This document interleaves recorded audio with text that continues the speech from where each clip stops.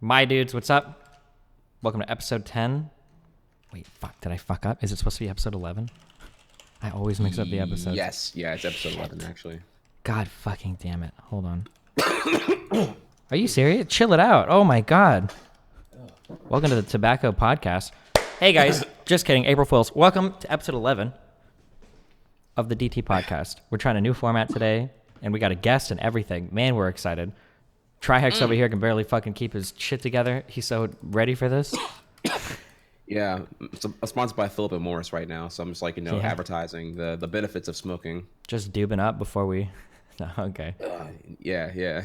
How you doing? How was your week? What have you done so far? Or what have you done for the week, I guess?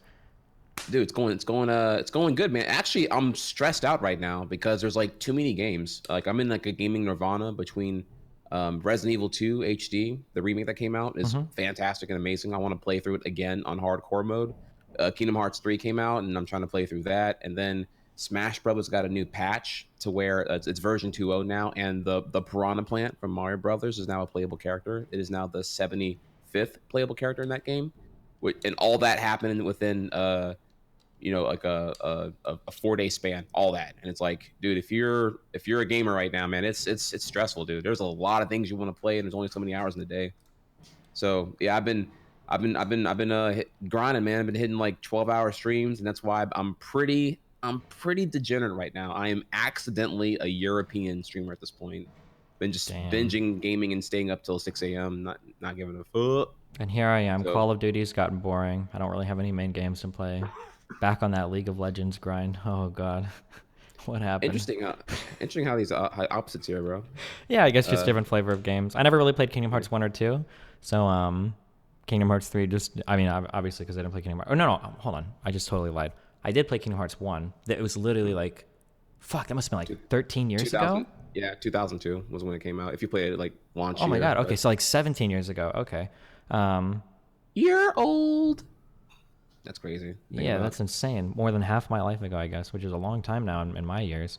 But yeah, I played Kingdom Hearts 1. I heard about Kingdom Hearts 2. Supposedly that game is supposed to give Metal Gear Solid 2 a run for its money in terms of convoluted plot, which is interesting. Because Kingdom Hearts 1, I remember being fairly simple, I think. Fairly straightforward. That is true, yeah. Yeah, no, KH1's very simple. It's mostly, it's about the lore, or I guess the wonder of like exploring Disney movie worlds and like an action RPG platformer. It's like a very simple thing. And then Kingdom Hearts 2 things get like really complicated. And yeah, it's to a point now where there's been, by the way, did you know that Kingdom Hearts 3 is the 10th or 11th game in the series now, and all of them have vital plot points, so that if you're trying to play Kingdom Hearts 3 and you've only played 1 and 2, like you will be lost on a lot of things. Are they like mobile releases or some shit, or what? Yeah, there's Game Boy Advance games, Nintendo DS games, Nintendo 3DS games, a PSP title, a mobile title, and all of them. Oh, it's so fucking dumb, dude! And all of them have like vital plot points that further into the whole thing.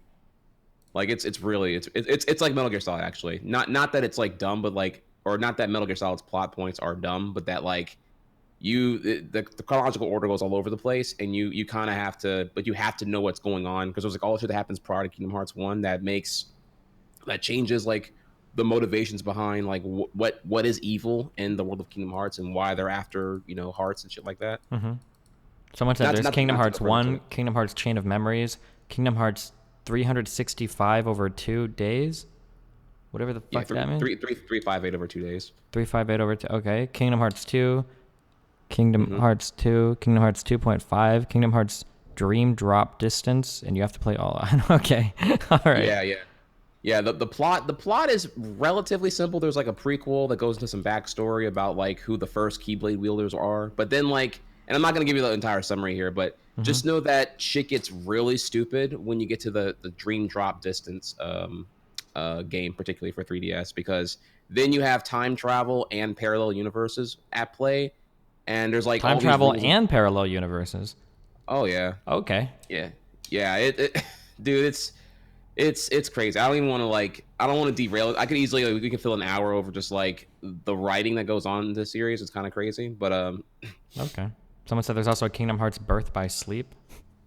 Yeah, Birth by Sleep is the one for PSP. That's the one that has like the actual villain. Because the villain you fight in Kingdom Hearts 1's a total fuckboy, not even like actually relevant, or not actually like what you think he is, because you get debated. But yeah, no, like Birth by Sleep, when you find out who the real bad guy is.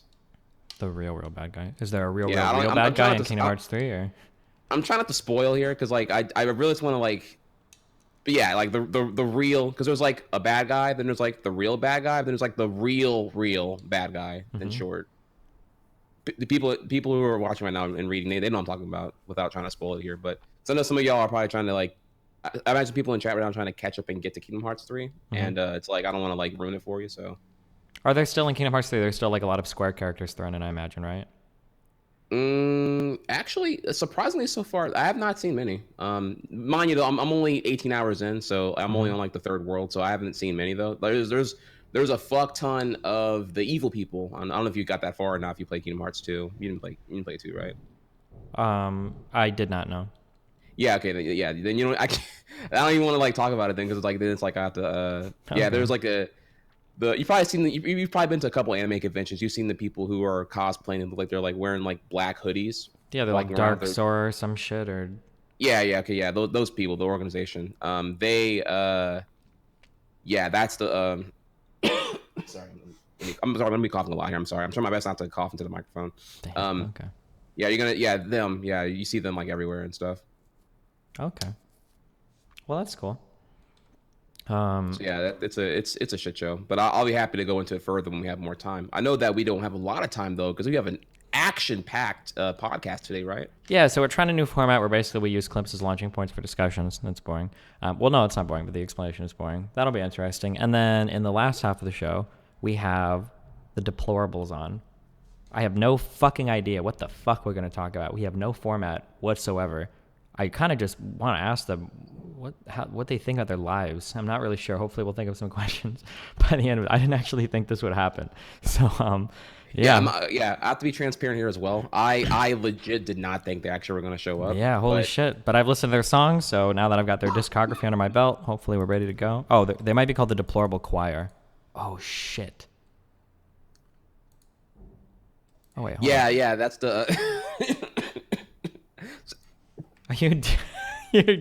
Are you gonna make it? No, what it is, dude, the more I talk, the more itchy your throat gets or something? Yeah, something like that. Okay. All right. Well, we'll try running this down and we'll see how this works, I guess. I don't know if we'll do how many of these we'll do. I was gonna do just 3 today, but then trihex hit me up with a really good 4th one, and then yeah, we'll probably do maybe like 5 of these normally, but we'll see how it goes. And by the way, chat, mine's the best. Mine's the best clip, by the way, just so you know ahead of time. You'll know whenever you play mine. Oh shit. Okay.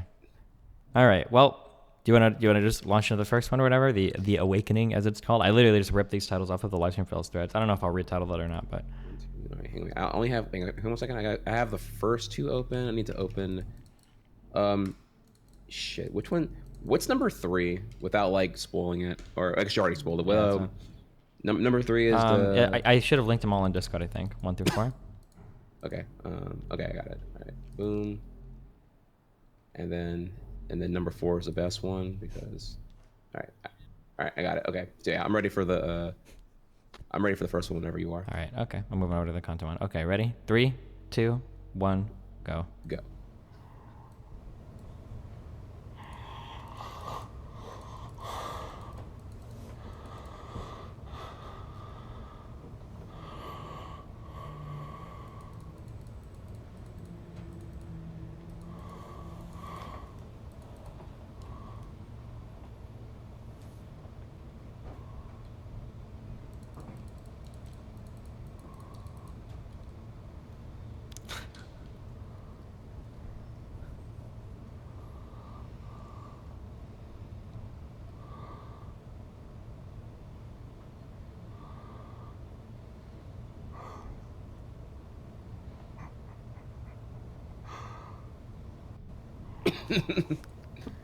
So basically, I guess if you're an audio-only listener, there's basically some guy who's just streaming. I guess he fell asleep on stream, and then like a whole bunch of people in chat he's got like 200 viewers out of nowhere. Well, not out of nowhere. I imagine they were accumulating over the night, and then when he woke up and he saw it, I guess he has a little chuckle about it. One of the so we were kind of talking about this before the podcast. one of the things that's very interesting to me is that maybe because I'm very judgmental or whatever, I don't know. I always had this mindset, like, if I were to go back like 3 or 4 or 5 years ago, even though I was streaming then, I always had this mindset where I was like, I kind of like, I don't want to say I look down on people that like are obsessed with the selfie culture, but like the people that like everywhere they go, the first thing they do is they have to pull out their cameras and like take a picture of themselves and all of that shit. And people get like super hardwired into this. And I always think like, damn, like you live like your whole fucking life, like every single moment you do has to be online. Like, I don't know, that just seems kind of sad to me. But then now, like, as a streamer, I guess I kind of do that exact same thing. Like, now when I go out, like, last night I hung out with Reckful, and I was like, oh, I got to get some pictures of this for, like, my Instagram, and I need to make sure, like, and I realized, like, I kind of do the same thing now. How do you draw a line? I mean, like, in terms of, this guy was obviously just sleeping on stream, but, like, where do you draw a line, I guess, in terms of, like, what you want to see on stream of your own life versus, like, what you try to keep off stream? How do you figure out that balance? That's actually a really good question. And I was never a selfie person, but I think it's more because of self-conscious reasons more so than like being anti, like, I don't know, social media clout chasing, I guess. But yeah, I was never really a fan of the probably I was never a fan of like the whole like tethered to social media to document your life in some sort of way. Like, you know, people, they order food and remember when like food porn selfies were like rampantly popular at the like birth of Instagram. Like, that was the whole thing I remember seeing for a long period of time. Everyone would snap their I say snap, like IG or snap their food as soon as they got it. Yeah, all the time. Like, that's like so like cliche at this point now, but that was like popping like 10 years ago, I want to say.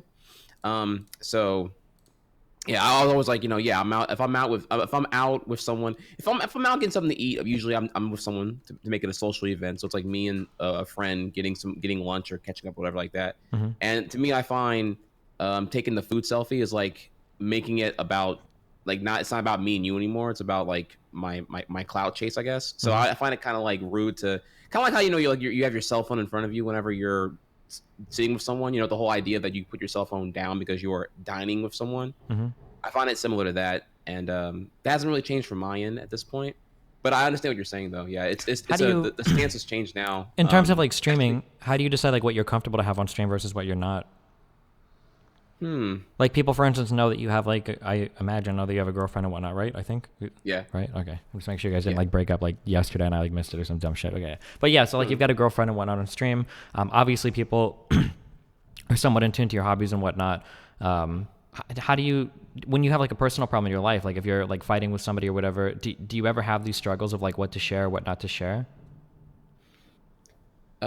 Struggles, nothing. I find it pretty easy. So far, I've I if I'm ever like in a if I'm ever having like a confrontation or anything that's like considered like negative, I generally won't bring that to the stream, whether it be like family problems or I don't know, like girlfriend problems. I won't. If I'm like in like a less than positive mood and I feel I could be emotionally irrational, I will the first thing I will step away from is social media. I don't want to ever like tweet out like salty stuff. I don't Oh, like so you don't do like the insane like passive aggressive subtweeting and shit when you're having like personal No, I don't. I've seen from people who do that in backfires because it's so dumb. I get so triggered. Now the thing is though, now I may come off as a boring person because I don't do that, but I've also never broken the golden rule, which is I don't delete tweets. I don't delete social media posts because all these boys got that shit. They got that screen cap button. They got the Wayback Machine. They got the archive.org. They got all that shit. And the minute you delete a post,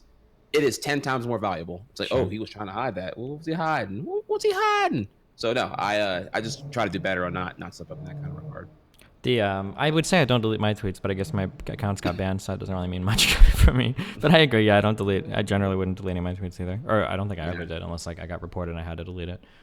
Yeah, I don't delete tweets, and I'm not a fan of subtweeting either. I don't subtweet. If I got a problem with you, if I'm like really beefing, I'm gonna hit you with the beef. I'm gonna tag you. Especially now that I'm closer to people, it's always so juicy when I'll see like a random tweet slip out from someone, and it'll be some shit like like, I'm so glad I know who my real friends are. Like, I'll see shit like that. I have to like message, like, oh shit, like what the fuck is going on? Like, who are they mad at? You know? It's always so stupid. Holy shit. Let me ask you a question though. Okay, on that note about subtweeting, because you brought it up here. Do you ever search your name on social media? see people be talking about? Man, Talking I'm about actually you? really Like the disappointed. people who subtweet you. I used to very obsessively read everything about me, and I still do, but there's so much now. That sounds really conceited. I don't mean it like that, but like there's so much now that it's hard to. Like I used to read like every YouTube comment, any Reddit post about me. Like I would do that. I still do like I'll still check all my YouTube videos and look for Reddit threads created about them, and I try to go through some of my YouTube comments, but there's like so much out there now that it's hard to read all of it. I haven't actually like searched for my name on Twitter though. I think because I got banned from Twitter. Because I got banned from Twitter, I kind of lost interest in it. Like, I don't really care as much what people are saying to me if I don't even have the opportunity to respond. Like, if there's a real dumb subreddit post and I've got, an hour or two of free time, I'll fucking sit there and do it. Because why the fuck not? And then on Twitter, I can shit on a dude relentlessly. It's a lot of fun. But, like, if I'm banned from Twitter, I don't know. It just doesn't seem as satisfying to read people talking shit. Yeah. It's not as satisfying, demotivating. I understand that. I get that. I get that. I also would probably have to contend with the Destiny of the game as well. Like searching for it would probably be a little harder. I'd have to use keywords. Yeah, you got a lot of that going on, and there's a lot of let's just Jesse Lee Peterson said it as well here. You got a lot of very active female strippers named Destiny who compete for your name. So this week was real. This week was real bad in the Destiny Instagram world. I got like 6 different black chicks that messaged me asking for my Instagram handle. I don't know what happened.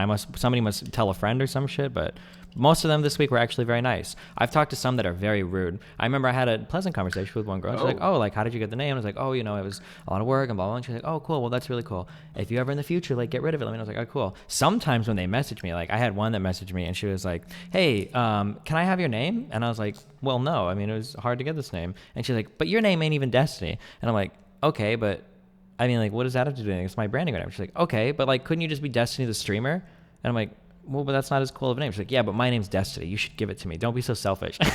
I was like, don't be so selfish. Yeah. Really. Oh shit. Wow. Yeah. I've had a few like that. They get like really aggressive, like attack me for it. Like, dude, what the fuck? Hyper entitlement. Dude. Yeah. Holy shit. I'm like, yeah. And then one was going on this whole thing. She's like, "Listen, like I've watched your Instagram and your fans really love you. And even if you changed your name, I'm sure they'll still follow you across like a different name." I'm like, dude, what the fuck is wrong with you? Like, get the fuck out of here. Is it working? Are you following the all the other Black Destiny girls or the? Yeah, no, they're trying to hypnotize you. Like, yeah, you don't. Oh no, what the baby. fuck? Fuck no, I went to do way too much. I got a cash offer for it, $15,000. Here's how you pivot. You tell them, "Hey, have you considered trying to get Destiny with an I?" I mean, I'm sure that person's probably more inclined to say yes to me. Power their name? Yeah, maybe. Yeah. He's like, yeah, you know what I mean? Like, just derail them a little bit. I'll persuade their persuasion. You know? Why don't you just block them though? Well, because it's fun to fuck with people or talk to people. I don't know. Yeah, generally blocking is the. Can we talk about this actually for a second here? The whole when you block someone. I get that there are some times where it's like satisfying, like, yeah, fuck you, you can't tag me anymore now. You're literally axed out. But the thing I've seen so much now, like especially like in the last 5 years of like social media meta, is that like whenever you block someone or when you get blocked by someone, that is the haha, I triggered you. You got triggered and you never come back. Mm-hmm. That's the general no context translation of when you get blocked by someone I see. And people will like take it and make that quote unquote negative into a positive and just like make it a trophy. They'll screen cap the "you're blocked from Destiny, you can't view it, you can't view or tag him anymore," and they'll screen cap like the badge block of honor. Yeah, it's like, yeah, I got him, boys, I got him. So blocking is not a thing I'm really a fan of. Muting is the real thing if you really want to get rid of somebody. Just mute them out. Let them shout into the void. Yeah. Never deal with them ever again. I guess it generally depends on like what type of commenter it is. For me, if it's like a big person, I would never. I don't think I ever blocked like big figures because they're too much fun to shit on. Usually people would end up blocking me. Oh. But I get like there would be somebody like if someone like comes out of nowhere and they're like, "Oh, Destiny, aren't you the guy that like rapes his kid or whatever?" I usually just like I'll like insta ignore people like this because it's just not worth dealing with. Like I get so much like dumb fucking comments and shit like that. It's like, okay, then you got me, LOL, like pedophile. Good job. Like, dude, yeah. do you still get berated about the pedophile thing? Not as much recently. What do people say recently? I think they're hyped on the incest thing again. Oh no, now it's that I abandoned my kid. That's the new thing that I hyped on. That I abandoned my family in Nebraska to come and fuck thoughts in Los Angeles. Yeah. Yeah. So deadbeat dad is the current up, one. Yeah. Hitting the line of coconut and just. There you go. What are you gonna do, man? Those thoughts are hard to. Man, fuck them kids, man. Well, not like that. It's gonna be kids now. Like it's gonna be like clearly you have like a secret estranged daughter that no one knows about because you out here ethotting so hard. Yeah, I guess. Okay, moving on to the next one. We kind of have to pick it up just to make sure we have it in time. Oh yeah, absolutely. Fuck. Hold on. Well, I don't know if I want to watch this one now. This one I didn't. The second one I haven't watched yet, so I don't know if it's like good or not. Fuck. Hold on. I kind of want to change my Transparency. By the way, Destiny picked this clip, so if it sucks ass, it's his fault. transparent. Oh, and you just memed on it without even realizing. Oh my god. You actually just. Do you even know how you memed? I don't even think you just realized how you memed. Oh yeah, no, I did it on purpose. That was the whole point. Wait, really? Yeah. Oh. Okay. Good meme. Trust me, it's crazy that we're in the Twitch meta where literally a whole word now is like It's reserved for a meme. Yeah, it's reserved for a meme now. It's crazy. All right, yeah, fuck it. We'll go for it then. All right. Go for it. All right, Hit I'm me. starting it in 3, 2, 1, go. Go. What's the problem? First, she's married. Second, to an aggressive Lancer. And third, I am terrible at saying no. How do you think I should handle this?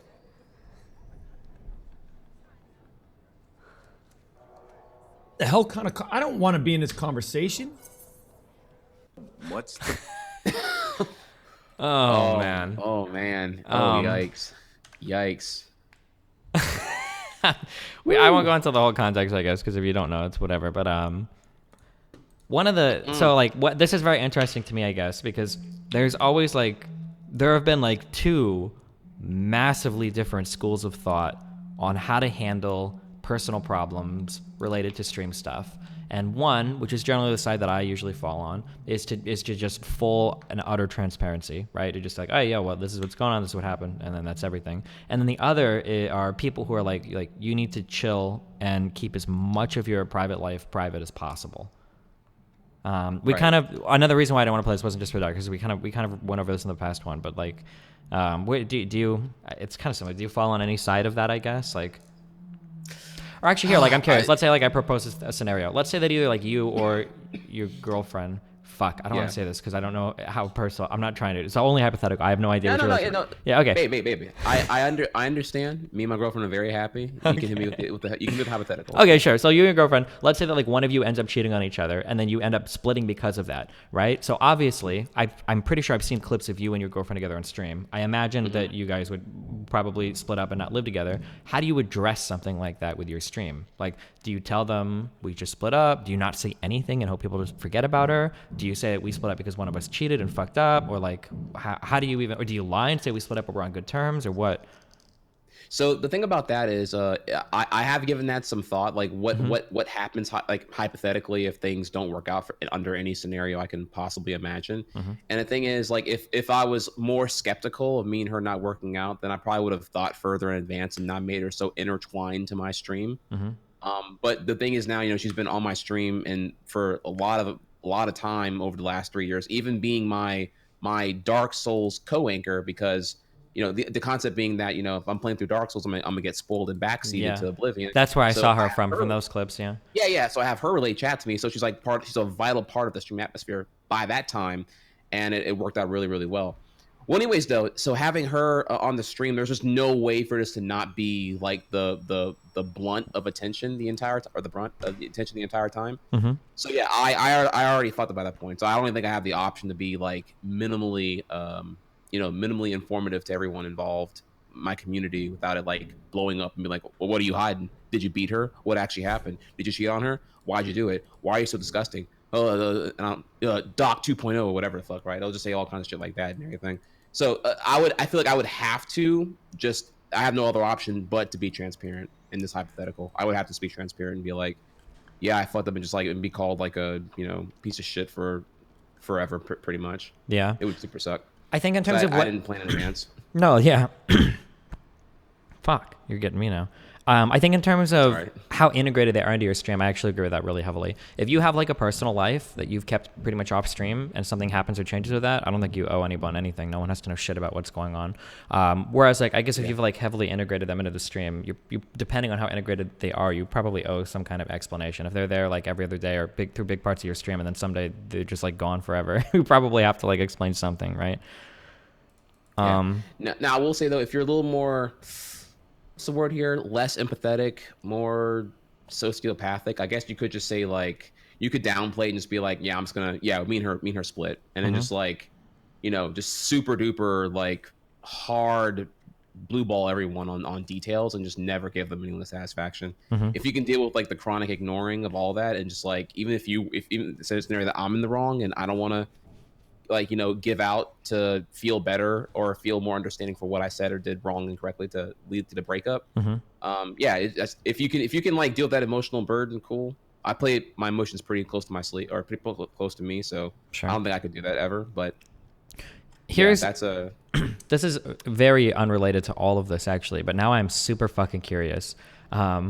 Okay, I'm getting you with the hard-hitting questions. Are you ready? All right. I'm ready. What you got? Conversation topic that we had a few days ago on stream is how insanely fucking difficult it is to be black and then to be successful, but to not be a sellout.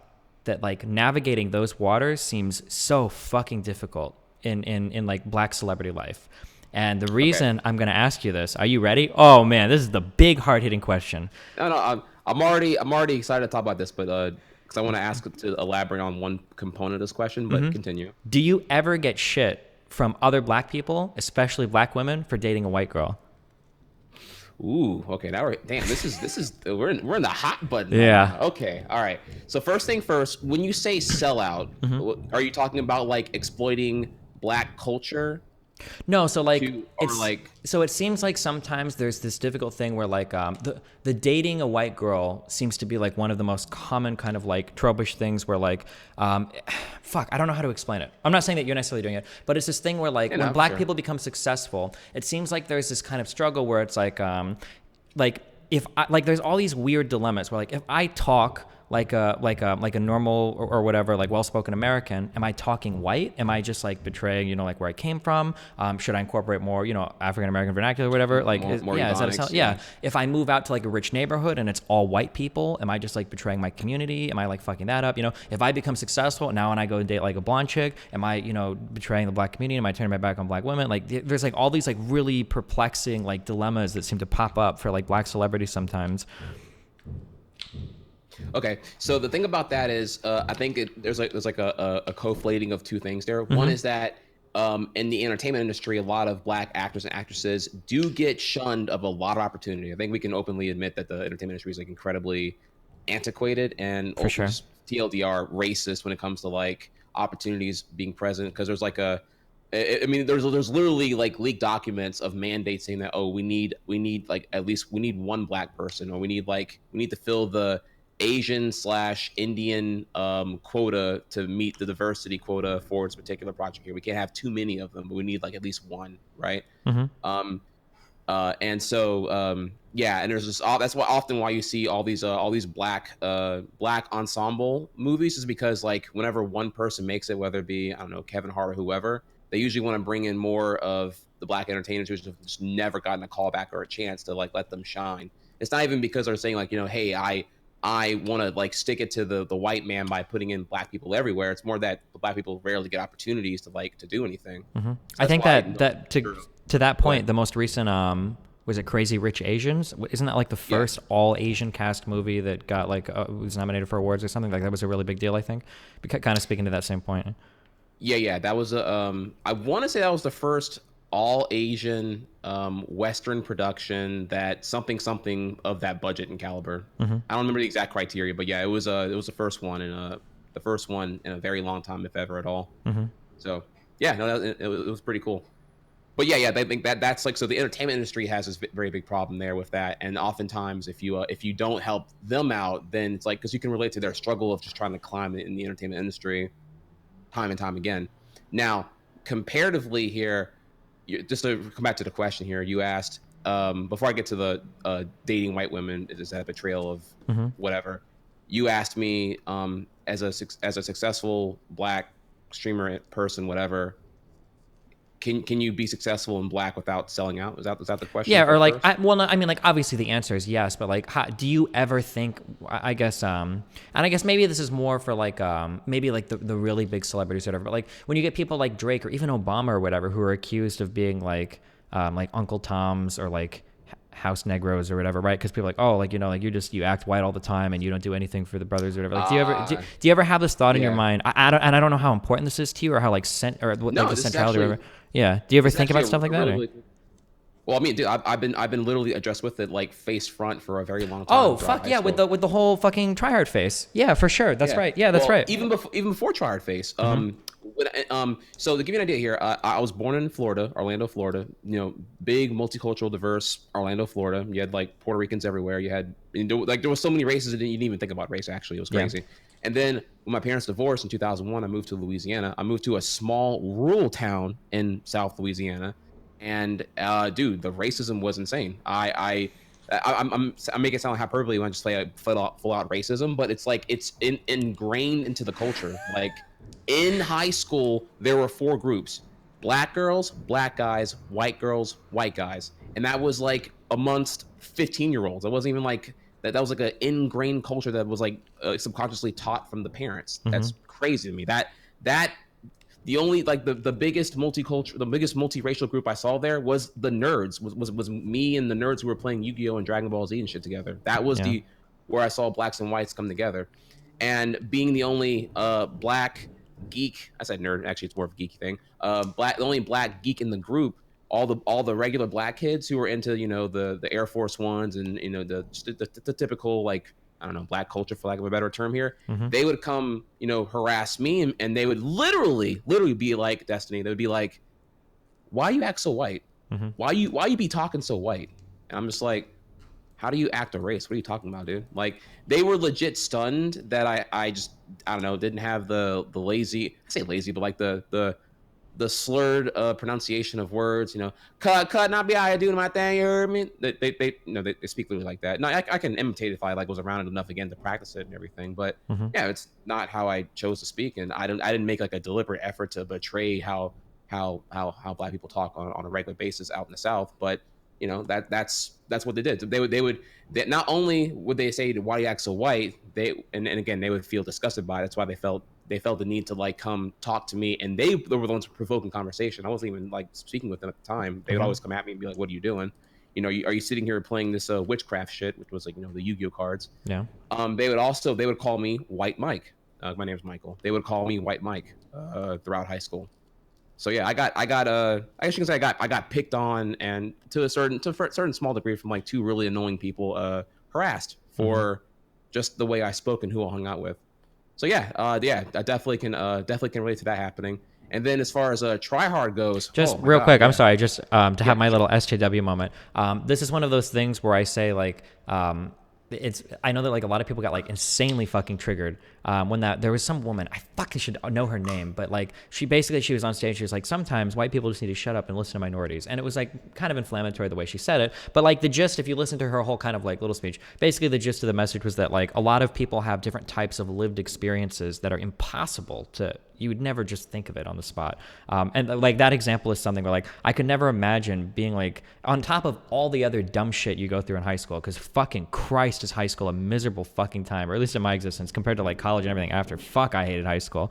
Just because you're so confused and fucking everything is so fucking weird. To have another layer on top of that, dealing with your race when you already like don't even know what the fuck your identity is and you're trying to find it. It just is like, that seems like really unfathomable to me. That seems like really sad that you would have to deal with that. But yeah.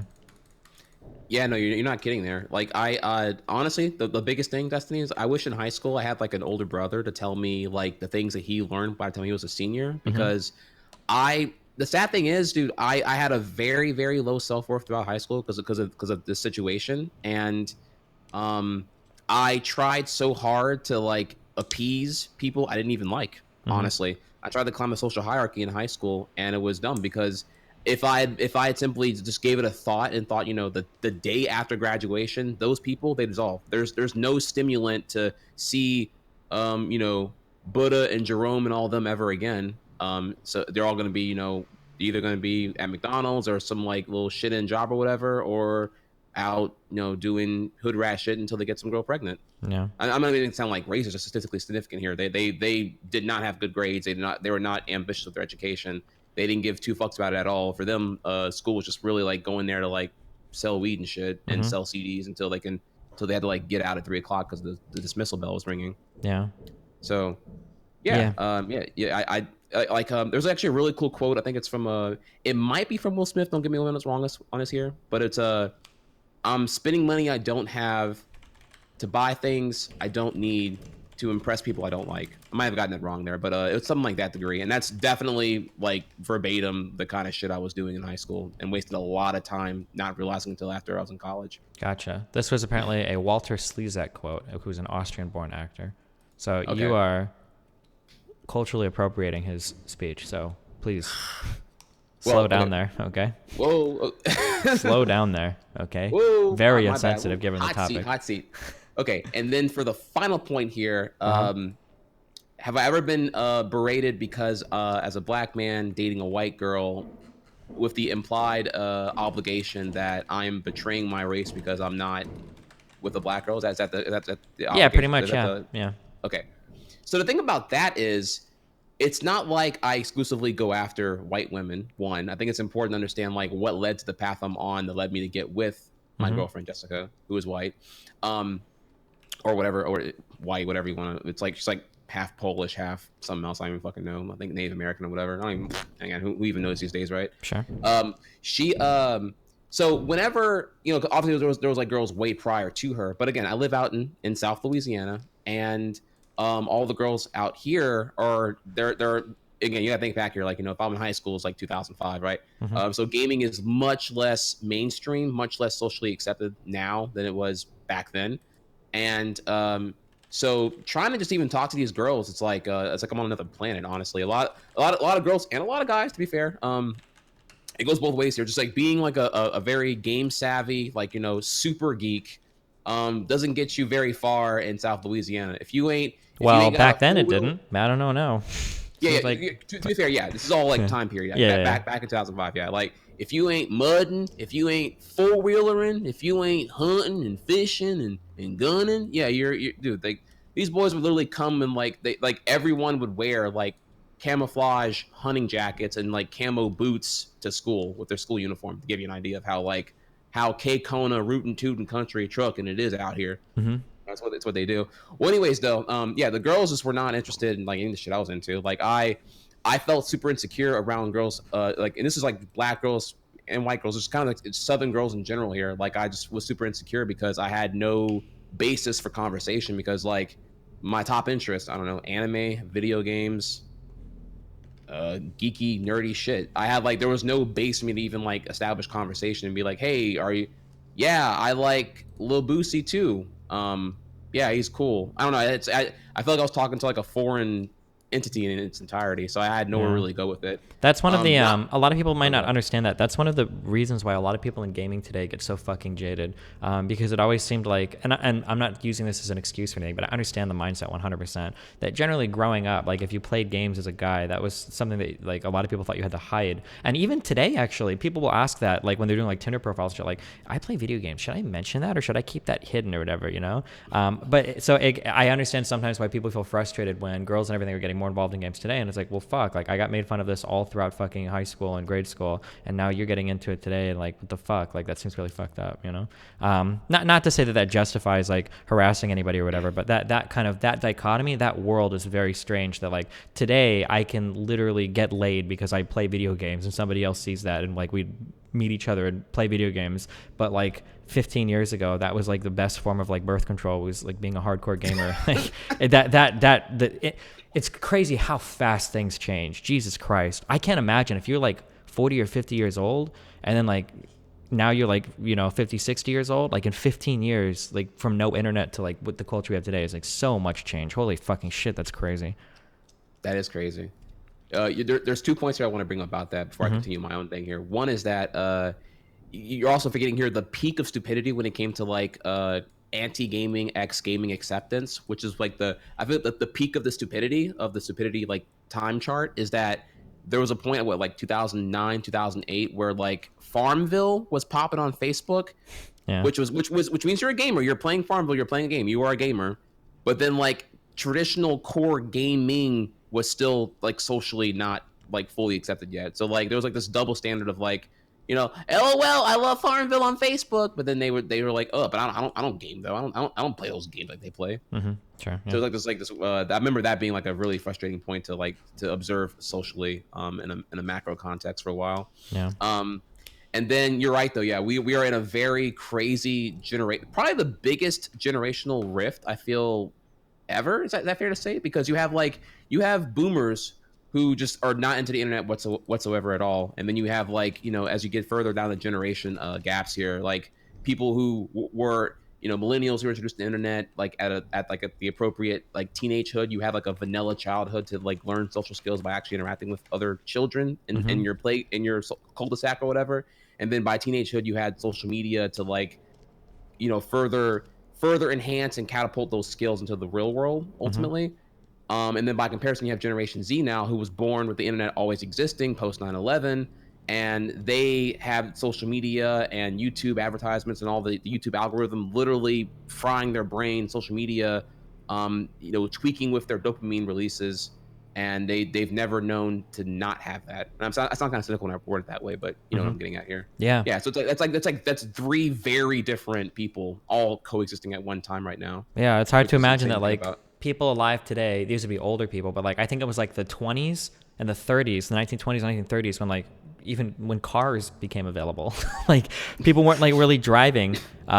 People like weren't even really driving until like the 20s and 30s is when and now it's like, yeah, now we have like the internet. That's insane. And there are people still alive that were like in that era. That's ridiculous. Well, I guess for 20s now you'd have to be like 100 almost, but like, yeah. Yeah, that's crazy. Well, to continue though, yeah, so just girls in the South in general did not, for me, like gaming was the ultimate, like super like virgin repellent or whatever you want to call it, like virginity intact, whatever you want to call it.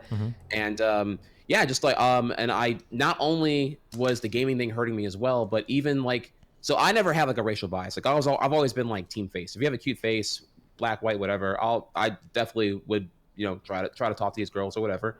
And I can tell you that in high school, literally two girls, white girls that I was talking to, I couldn't first name drop if you want to hear them, but I don't think it's going to really help anything here. Okay.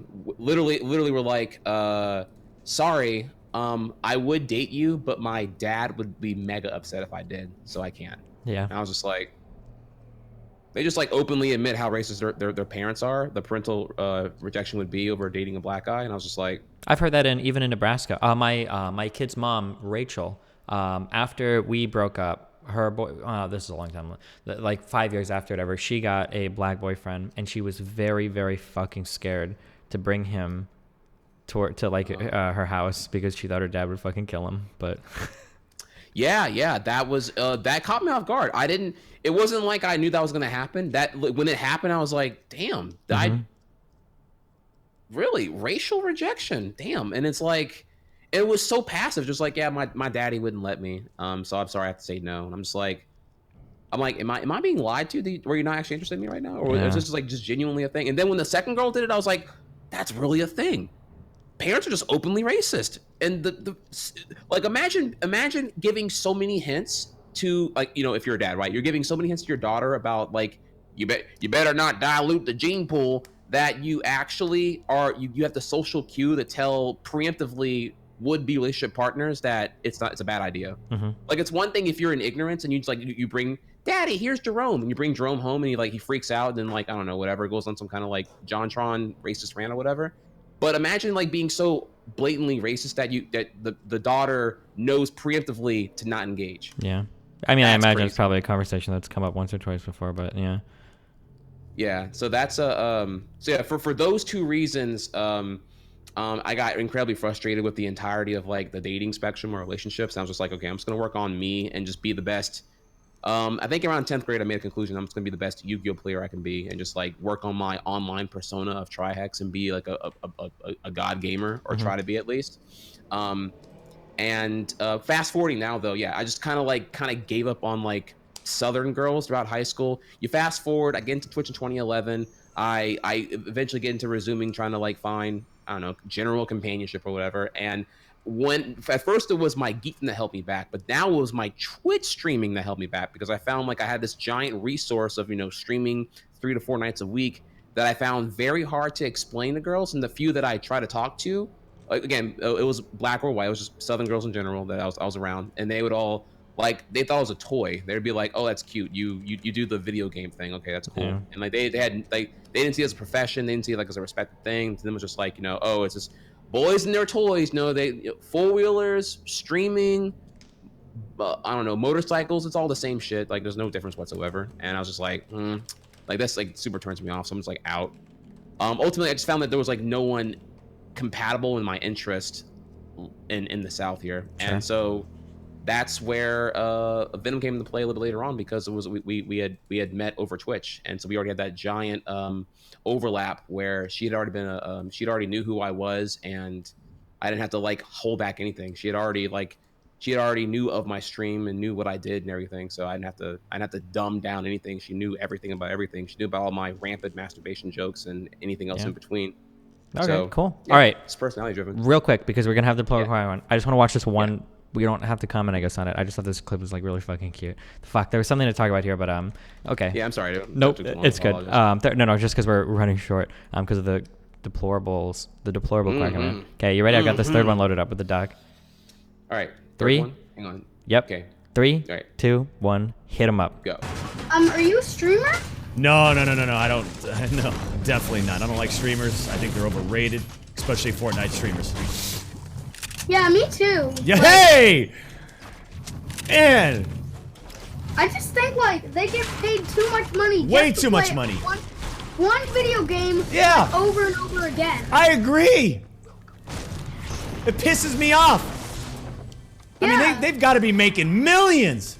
These streamers. Well, they're trying their best to just get money, and that's the only thing they can really do because they're just trash at doing other things. God, man. They can really do. I'm right there with you. I know. I finally found somebody that agrees with me. You and I'm gonna send you a friend request after this game. We're gonna talk more about this all day. Okay. Sounds like some shit Nathan would say. I don't know. I thought that was very funny. I don't know. It's 12 out of 10, dude. There was something I wanted to talk about here. I think it's really interesting that like with streaming today, you could just be talking to someone and have no idea that your conversation is literally being broadcast to 30,000 people. That's an interesting. I feel like there's things to talk about on both sides there, but fuck. Yeah, we don't really have time. Yeah. Yeah. I also wanted to follow up further on the whole dating a white girl thing. I got to like why, but I didn't. Yeah, get I into, know. We were like how I right felt next to about it. Maybe we can. It's all good though. It's all good though. We can bring it back at the very end. Okay. Okay, for sure. Okay, that'll be our big cliffhanger. Okay. I am going to throw you guys at the starting soon screen so that I can get the camera set up for this. And then we're going to come back in, guys. We're going to come in real hot, okay? So wish us luck. We're bringing in, I think there are 2 members of the Deplorable Choir that will be coming in, so. All right. Indeed. We're going to, yeah. I can't. This is Christmas morning right here, by the way. I don't know what to expect. I have no idea what's going to happen here, so good luck, guys.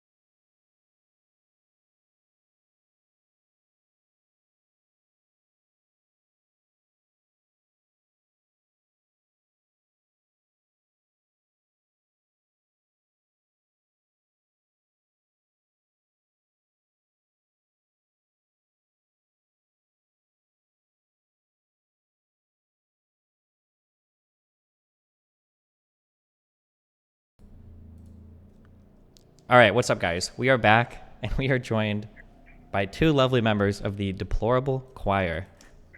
Hi. I guess so. For people that don't know you, although most of my audience will, do you want to like introduce yourselves? Like, what do you guys do? How do you? Yeah, who are you? So we're goofy. We're just really, actually, I'd say we're just goofy moms that like kind of make fools of ourselves online, singing about Trump. Some people like it, some people hate it, but we just have fun. So that's what we do. Okay, so I'm really curious. How did this start? How did you get into this? It was her. It was me. We're not like a real band or anything. We just seriously. No, we are a real band. We are now. We weren't. None of us were singing or anything. We just, we're conservative, and we were kind of sick of the narrative that you hear about Trump supporters. That they're hateful, racist, homophobic, just all these things that we personally consider lies. And we just thought that a lot of people we know that are conservative, are unbelievable, hearts of gold, and we kind of we saw the negative effect that the media and the narrative had on the people we love, and we just thought, you know what, we need to fight back with joy, like with fun, with goofy. We have no problem with people making fun of us, no problem. So we're like, maybe, I don't know, maybe people could see us not take ourselves so seriously and stuff, that other people, like-minded people, could start to have fun, because it's kind of hard to be a Trump supporter in this world, but and then also maybe people who don't agree with us maybe see that we're just goofy, fun, and well, actually, I think that was what I thought would happen. I don't know if that's always the case, but that's what I hope for. So. Okay, that's interesting. I'm just from the musical side. Do you guys like write all of your lyrics and songs, or does somebody else kind of like ghost write stuff for you and then you guys sing it, or do you guys brainstorm and kind of work with someone else to put something together? Or how does that work? So far we've written all our own stuff. But if you got anything, we'll take it. Yeah. Send it over. We're open. No, we pretty much write our own music, our stuff. But now that we're on the Deplorables tour, we're working with like this incredible guitarist. Oh, she's the best. Brian Hayner. He traveled with that Puppet Man, Jeff Durham. Don't know who we're talking about. I don't even know. But he's really good, so I think we'll start writing with him. Hopefully, maybe. What do you when you guys are on tour now? Because I'm only familiar with like 2 of your songs. Do you guys have more songs, or do you just play those 2 and then walk off the stage, or what? We probably have like 10 or 11, or I don't know how many songs we have, but on the tour we only sing 3 songs. And each time we've done the show, we've sang a different song, so who knows like what they're gonna have us be doing. Yeah, I think we might actually start writing new songs for each show depending on what's going on in the world. Okay. Do you have any questions, trihex? I probably should have introduced us. Sorry. So I'm Steven, or Steven or Destiny, I guess, depending on who you're talking to. And then this is trihex, or you can introduce yourself. Yeah, hi, I'm trihex. I'm the co-host of the podcast as well. I'm very happy to have you both on. Super excited. Questions? I'm trying to think here. Okay, I'm sorry, for full disclosure, because I didn't actually think this would happen. I am super left leaning. We have talked a lot about like your songs in the greater context of like political conversations. So I had no idea you guys would actually accept. So congratulations on that. I mean, I'm surprised. So that's cool. Well, that's funny, because I told her, I like looked y'all's stuff up, and I was like, I think these are some like really liberal people like that we're gonna interview with, but we don't care. I mean, honestly, I hate the fact that there might be a lot of conservative people unwilling to talk to conservatives, or liberals, or vice versa. Liberals that don't want to talk to conservatives. Let's open the conversation. I feel like people should have discussions about what they believe and why, and happily, right? Right. Like, open to everybody. We don't all have to hate each other. Let's spread love. Okay. I guess so. Trax, did you have any? Don't make fun of us. Don't worry. Like, we've been made fun of enough. When people make fun of us, like, we die laughing. Like, because we understand that we're pretty. We're weird. We're unique. Okay. So I guess my opening question would be, the songs that you make and the lyrical content they contain, am I to take them as you advocate for them, like you're in support of the wall? Is that I should take that correctly? Like, do you write the lyrics or just like kind of rephrase like Republican talking points, or do you not believe every single thing that you're singing about particularly? I know. I think I probably believe what I'm saying, but I'm also, like I said, I'm like open to having conversations with other people about why I could be wrong. I totally am support for the wall, if that's what you're asking. I feel like I'm not anti-immigration. Like, that's what our country's founded upon. I want people to come here, but I don't want our borders to be used as political propaganda.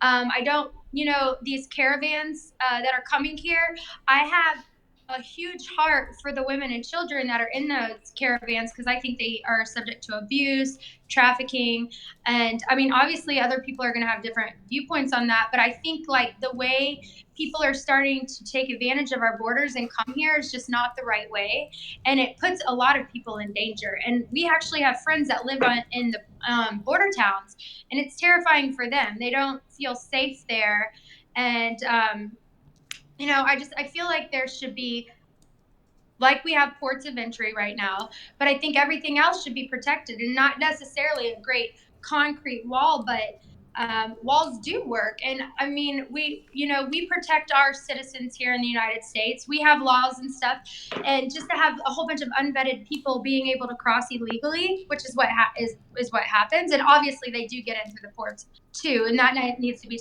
tighter security.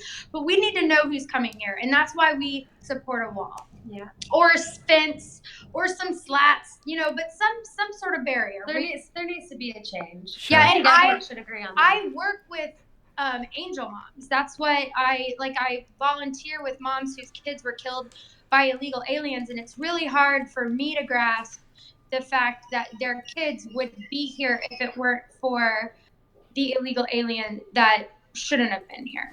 Do you feel similarly about helping parents of children who have been killed by school shootings to help them advocate against like Second Amendment rights, or is that different for you? Well, I mean, obviously, I feel like the same, kids. That's horrible. We have kids. I do too. I have a 7-year-old son. Yeah. Yeah. So obviously, that pulls on everybody's hearts. That's a big issue. I guess, like, as conservatives, our view is more, school safety. Maybe I operate on fear sometimes, but I don't advocate for I support the Second Amendment. Like We think it's horrible. School shootings are horrible. We don't. No one wants that to But happen. I guess I always fear and caution. And somebody can make fun of this for me, but a lot of populations have been disarmed, and then they're rounded up and murdered. So it's like, I don't know. I feel like the Second Amendment was written so that we could defend ourselves against our government if need be. Like, which is that even realistic nowadays? Because just defend yourself. Like, that's why I it's there. say, I don't even want to say this, but I keep a gun in my house to protect myself, to protect my family when my husband's gone. You take away our guns, like, those monsters are gonna hurt us somehow. Yeah, I guess I guess we look at it differently, but absolutely,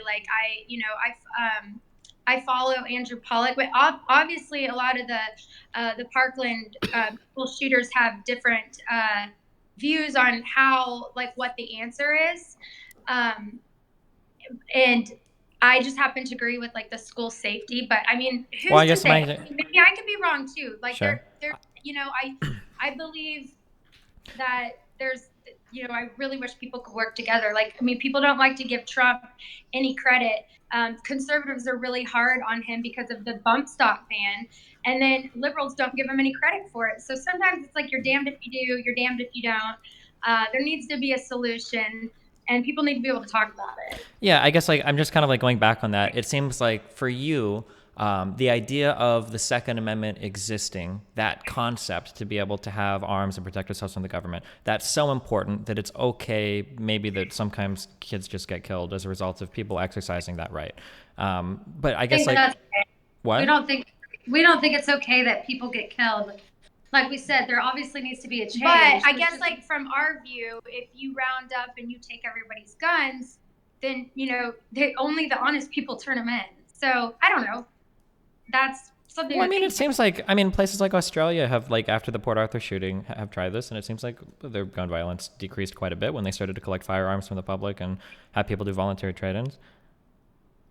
But I guess like without getting like I don't want to get like super hung up on the specifics. It's just sometimes I guess like my issue is like some arguments are used to support some things, but they could be used for other things, and it seems very selective how people apply them. Like some people might say the idea that so I have a kid and you guys have kids, and I don't know this for sure, but I'm willing to bet that if you lived in an area where you legitimately felt like your kid could be killed or drafted into a gang or sold into sex trafficking, like what happens to some of these places in Honduras, I would go anywhere in the world to get away from that, to get my child away from that. I would do anything I possibly could. You know, laws be damned. I would do whatever I could to protect my family. I'm pretty sure you two are probably this similar, I imagine.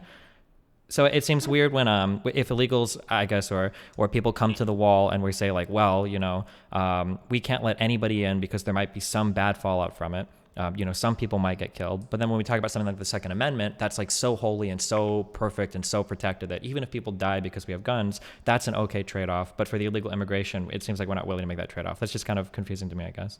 I totally just, first of all, you talk so fast. Oh, yeah, sorry. If I'm like trying to follow you. I'm like, okay. I'm sorry. Okay. If I ever say anything you disagree with, you can just stop me immediately and I'll stop talking. Sorry. Yeah. Go ahead. No, I was just trying to follow you, but I don't think, like I was saying, I don't think it's, you know, like people are unwilling to have a conversation about it. I don't think, you know, is that what you're saying? No. So you're saying if they're trying to flee from like danger to save their families, that like you're saying that we don't think that that's okay, and we think. I mean, I want them to come in, but we want them to come in legally because. Well, no, and did we move back to immigration? I'm sorry. Like I said, you were talking fast, and I was trying to follow you. So basically, like it seems like if illegals come here, we all agree that it would be good to help families, but we don't want to do it because there could be some people that kill people. Some illegal immigrants are bad, right? No.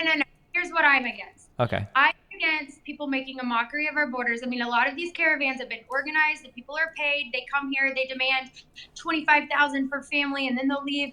I feel like it's. Right now, what we're seeing is for political gain, political purposes only. I feel like Wait, you think that the families that it's like the families.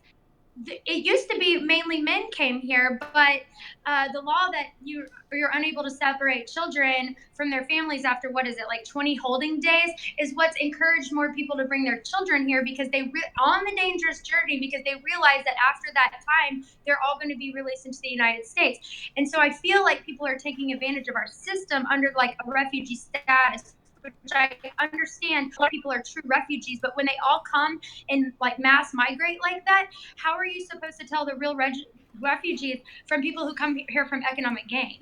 Like well, that's what we have like our whole border shit set up for, right? I was the first person there handing out blankets to all of these people, to helping them, to, you know, being there, volunteering my time. However, I feel like our media has made such a conversation about it that it has encouraged people that want to come here for economic gain. And to me, that's a disservice to people who truly need to come here for refugee status. Yeah, that's what I have a problem with.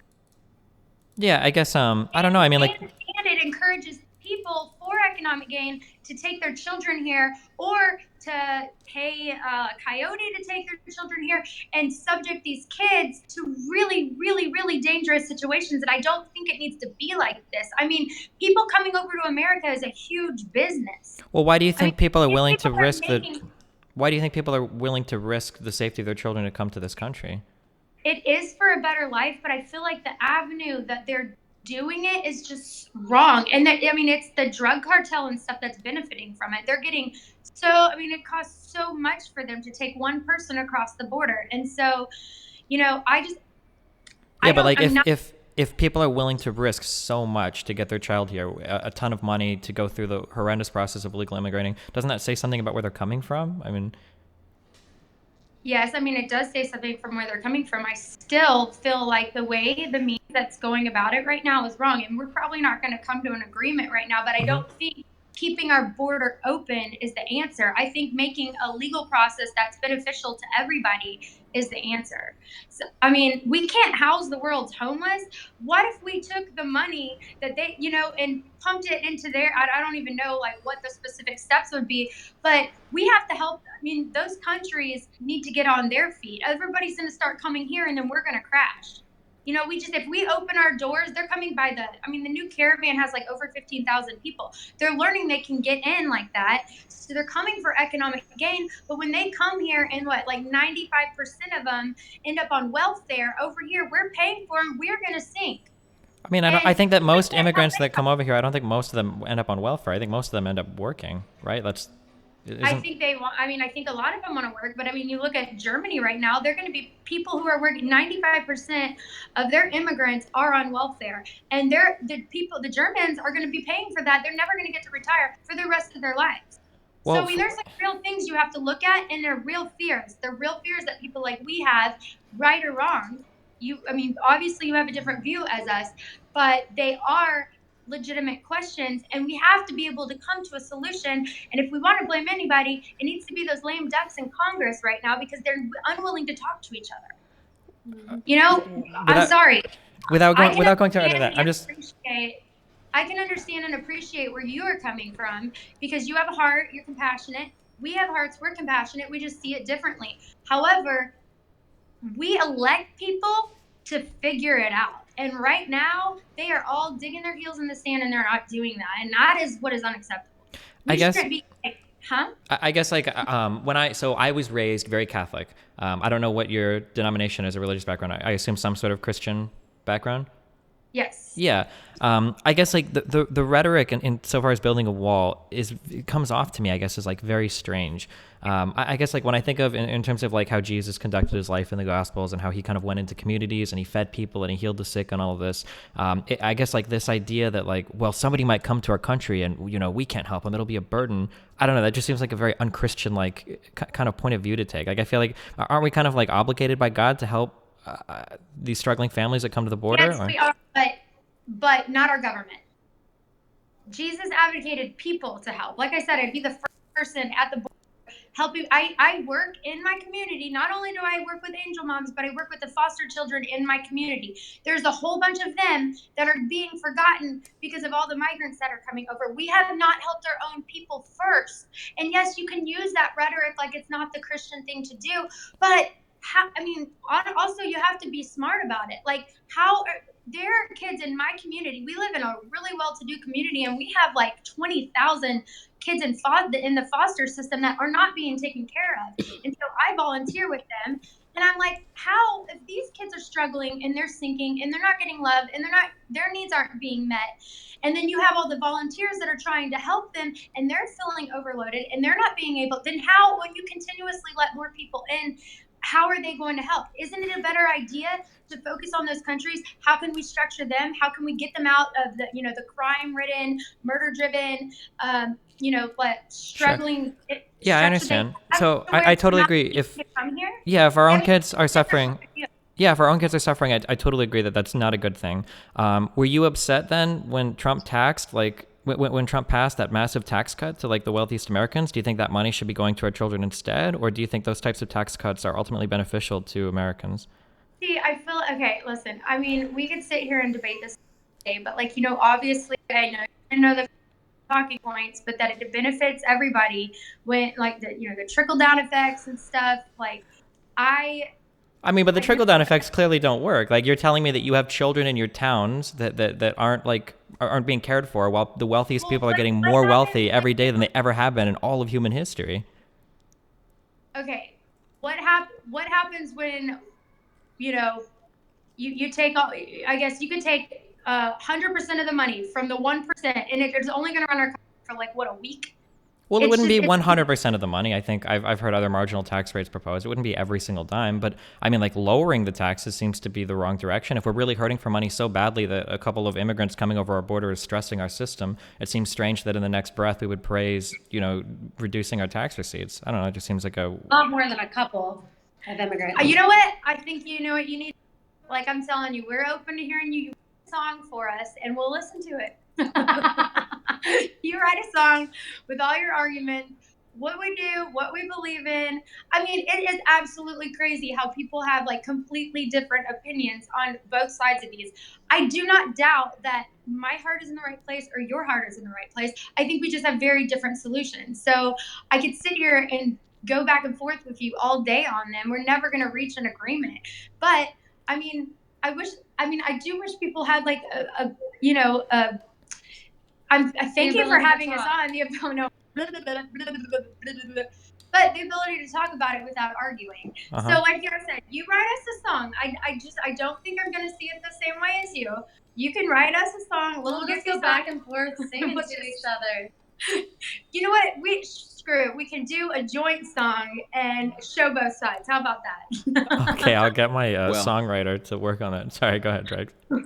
Well, if I can here, there is one question I have for y'all before I get into. There's a couple of follow-ups I want to do. I don't want to interrupt you and Yeah, go for and, it. You and Steve here, but like there's some follow-ups I have involving the logistics of the wall.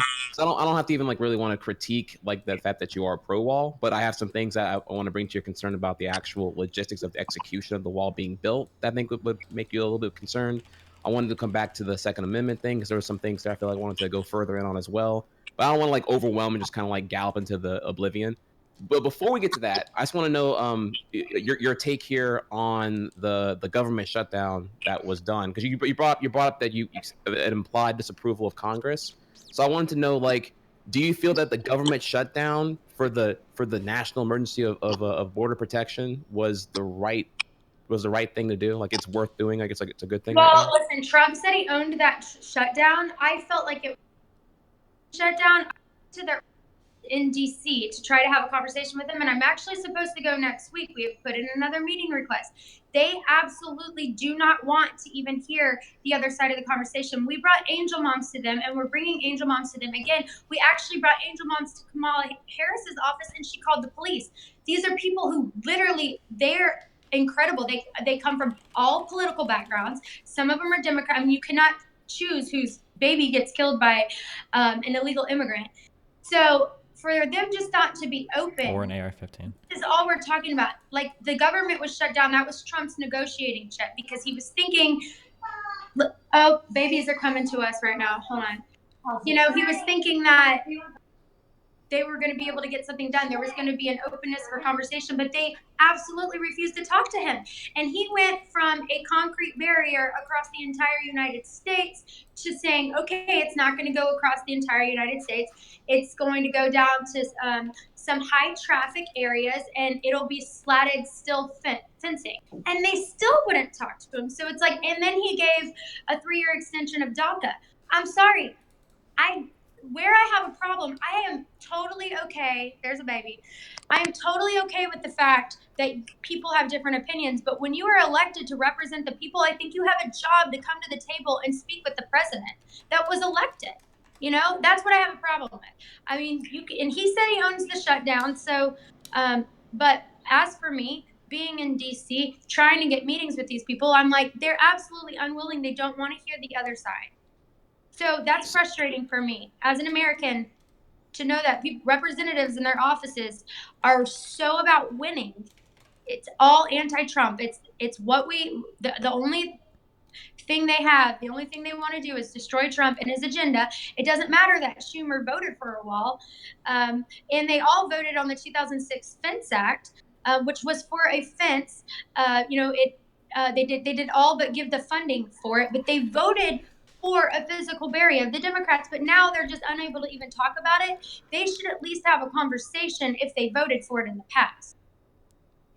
Well, okay, so we can get to that point in a second here, but I think the really important thing is, okay, so yeah, whether or not a fence was advocated for Democrats or Republicans is up to debate, because you're right, there was a Fence Act in 2006, but like the thing here is, why, if this was such an urgent thing, like a national emergency, then like, shouldn't that bother you that like Trump didn't advocate immediately for the border wall prior to the midterms? Like, this was a national emergency that he could have, like, when he had like full power, when he had House, Congress, and Senate all in Republicans, like prior to the midterms, why didn't he like go for trying to get the wall passed at that time, 2016 onward through mid 2018 or like November 2018, which could have avoided the government shutdown, which is well, they did, because they brought a bill that Mitch McConnell exercised the nuclear option, which was right before he went.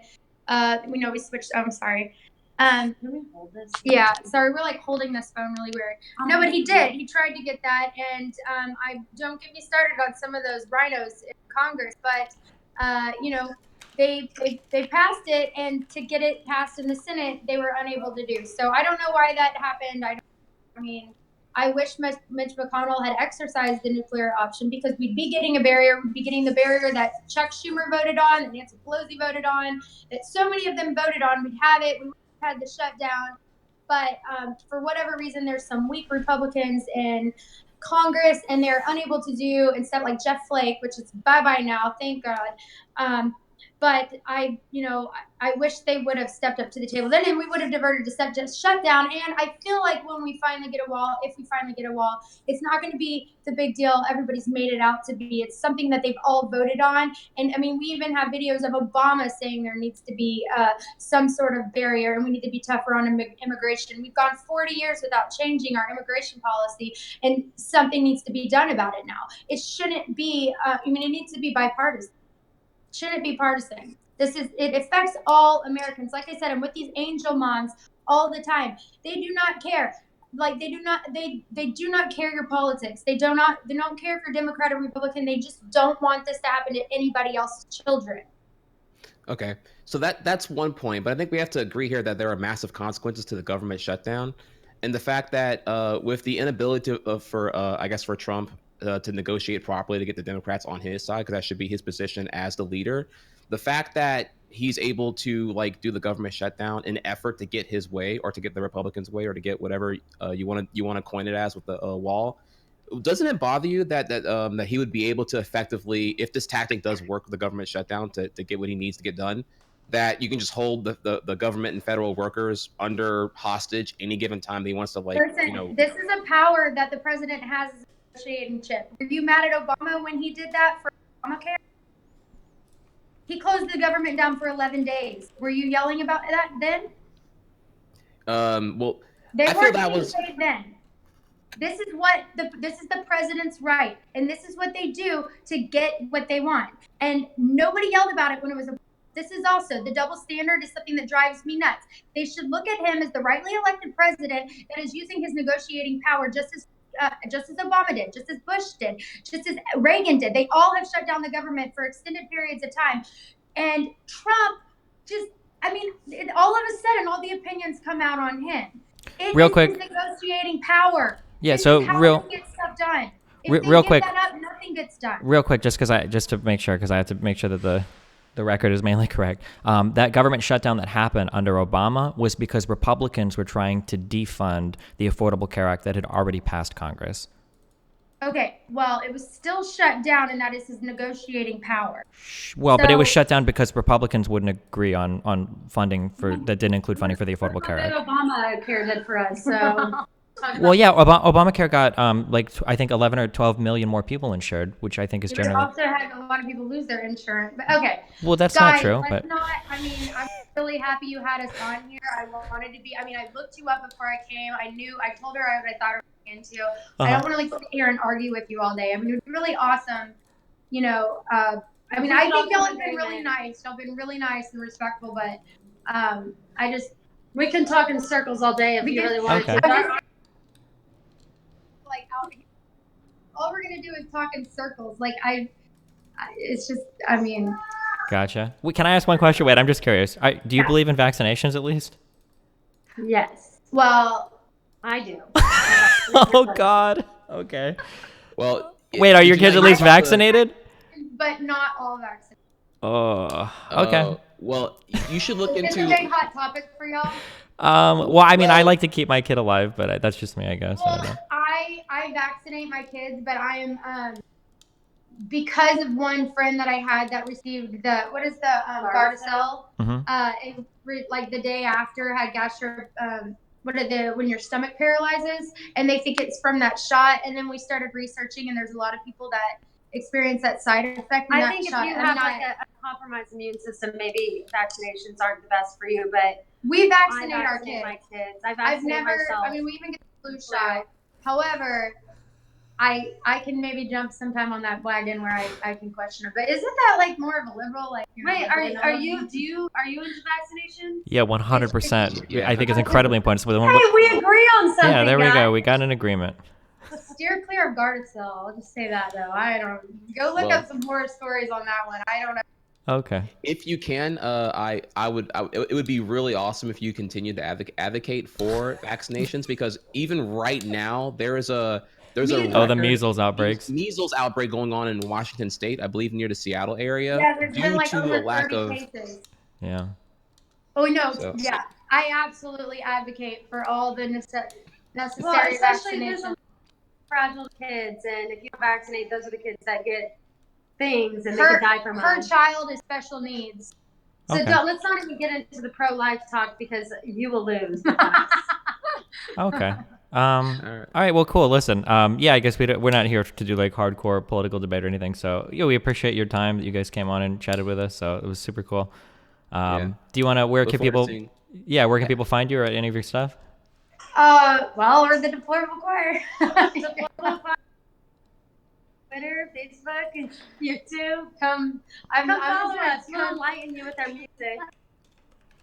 Okay. Cool. The Deplorable Choir. Gotcha. I'll make sure that people know where to find you. Thank you Um, for I'm having actually us. scared if they come look for us. They'll be like, Gotcha. Yeah. All right. Next time you guys come on, please sing us a song. I'd love to. I've heard all your songs so far, but I didn't know you guys had more. I would love to hear which you guys got in the works, maybe in a future opportunity. okay, we will. Awesome. Thank you. All right. Thanks for Thank you coming on, having guys. us on. Yep. Bye. Bye. Destiny, fam. Destiny, baby. Yo, listen. Okay, I had shit typed up. I was ready to fucking roll, dude. I should have typed to you, but I could tell like after the first response that there was no real conversation that was gonna happen here. I'm so sorry. Oh my god, I had so much shit ready out, dude. Okay, listen. This is y'all. Just for context here, this is my first time ever like. I guess I don't know, interacting with the other spectrum. Holy fucking shit! I was so triggered. I couldn't hide it. I was trying my best. I did pretend smiles and shit. Oh my fucking god, dude.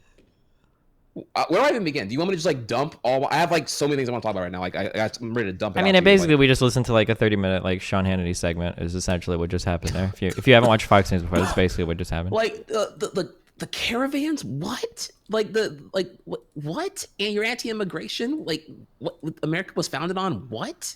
You're a Christian. You're a Christian except when it involves the government. What kind of yeah, we believe that goalpost-moving people should be bullshit is Christians, dude? Yeah. What? One of my favorite things is when you ask a Republican, when you point out like a very clear hypocrisy between two stances, and they like die inside. Like the question about like, okay, well, if illegal immigrants are so bad, why do you defend guns? And it's like, okay, well, we don't. That's actually totally a different kind of. Or like, or if you think we need more money for our children, then you must have been opposed to the tax cuts that Trump did, right? Oh well, that we don't actually believe. That's actually totally different. Oh my god, dude. No, listen. I was ready. Angel Look, I moms. wasn't gonna call the advocacy for the wall stupid. I wasn't even gonna call them stupid. I was gonna come at them and just like throw a fuck ton of facts about how stupid the wall is in execution to get them woke on. Maybe the wall actually is dumb. Or even we are way not even close to that point. Yeah, no, I realize like I'm typing a wall. I'm like, I'm like, okay, I'm ready to fire off here, and I'm like, dude. You know when I died inside, I thought, okay, I knew we were like in the too far gone category with them, but then when vaccinations wasn't even a direct yes, I was like, and you got kids? Oh Lord. Well. Oh no, so listen here. I had budget because there's no fucking way in hell you're gonna build any of that shit for the advocated 5.6 billion, of which I think is like 2.5 is for like a steel fence. It got super downgraded with the renegotiations at this point.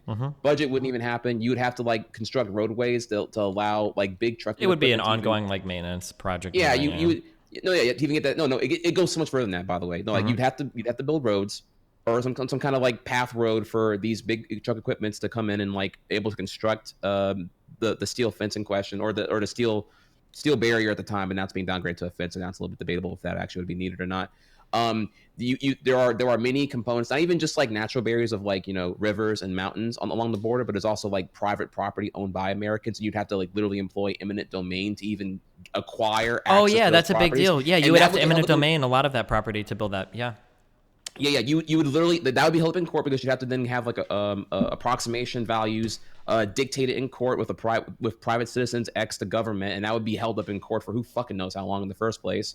Not only to mention it would be ineffective anyway because like oh, you're gonna build a 30-foot tall fence. Whoop de fucking do. We're gonna have like drones carrying people in fucking 15 years anyway. So like, and tunnels, and all the problems are coming from port of entry regardless. Like we have immigration on a decline in the first place. Like every statistical measure of this being effective is not effective. It's a tremendous waste of time. It's incredibly stupid. It's a giant shit stain. Something like over the past like 3 or 4 years, like 66% of illegals that are here anyway are visa overstays. Like it's all like so stupid. Yeah. Yeah, dude, I was ready to fire off so hard on that, but I don't even know. Like they got triggered and pieced out. And then when it comes to the Second Amendment thing, I had like, okay, you're in the South, cool. Let's talk about the gun show loopholes because they're fucking terrible. You skip a background check if you go to a gun show; they happen all the fucking time. That's a very big problem.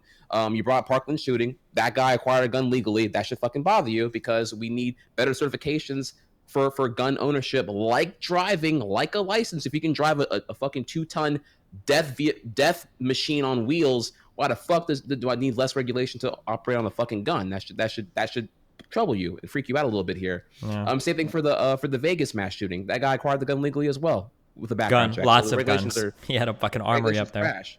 And an ammunition cap. There are a lot of areas where there's like no cap on how much ammunition you can buy. You can just walk into a gun store legally and buy what would be dubbed like a very scary high amount of ammunition, and just go on your own amateur killing spree if you were to choose to at any given time. Sure. Which is crazy. That should freak you out. But obviously, no. What they're advocating for is like ban guns. When it's like, realistically, we can't ban guns. There's already too much of a fucking gun saturation in USA due to the rampant NRA corruption going on in the lobbying. What the advocation for here is common sense gun regulation, and to be able to just kind of like slow down the rampant amount of gun crime proportional to our capita in the USA.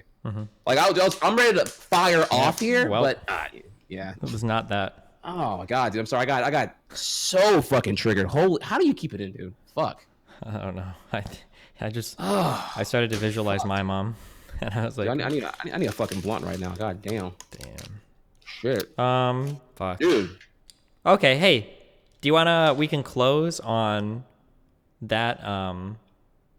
We can close on that one Twitch clip actually. That was actually really interesting. We can talk about that a little bit. Do you know what I'm talking about? Right. Which one? The Summit one?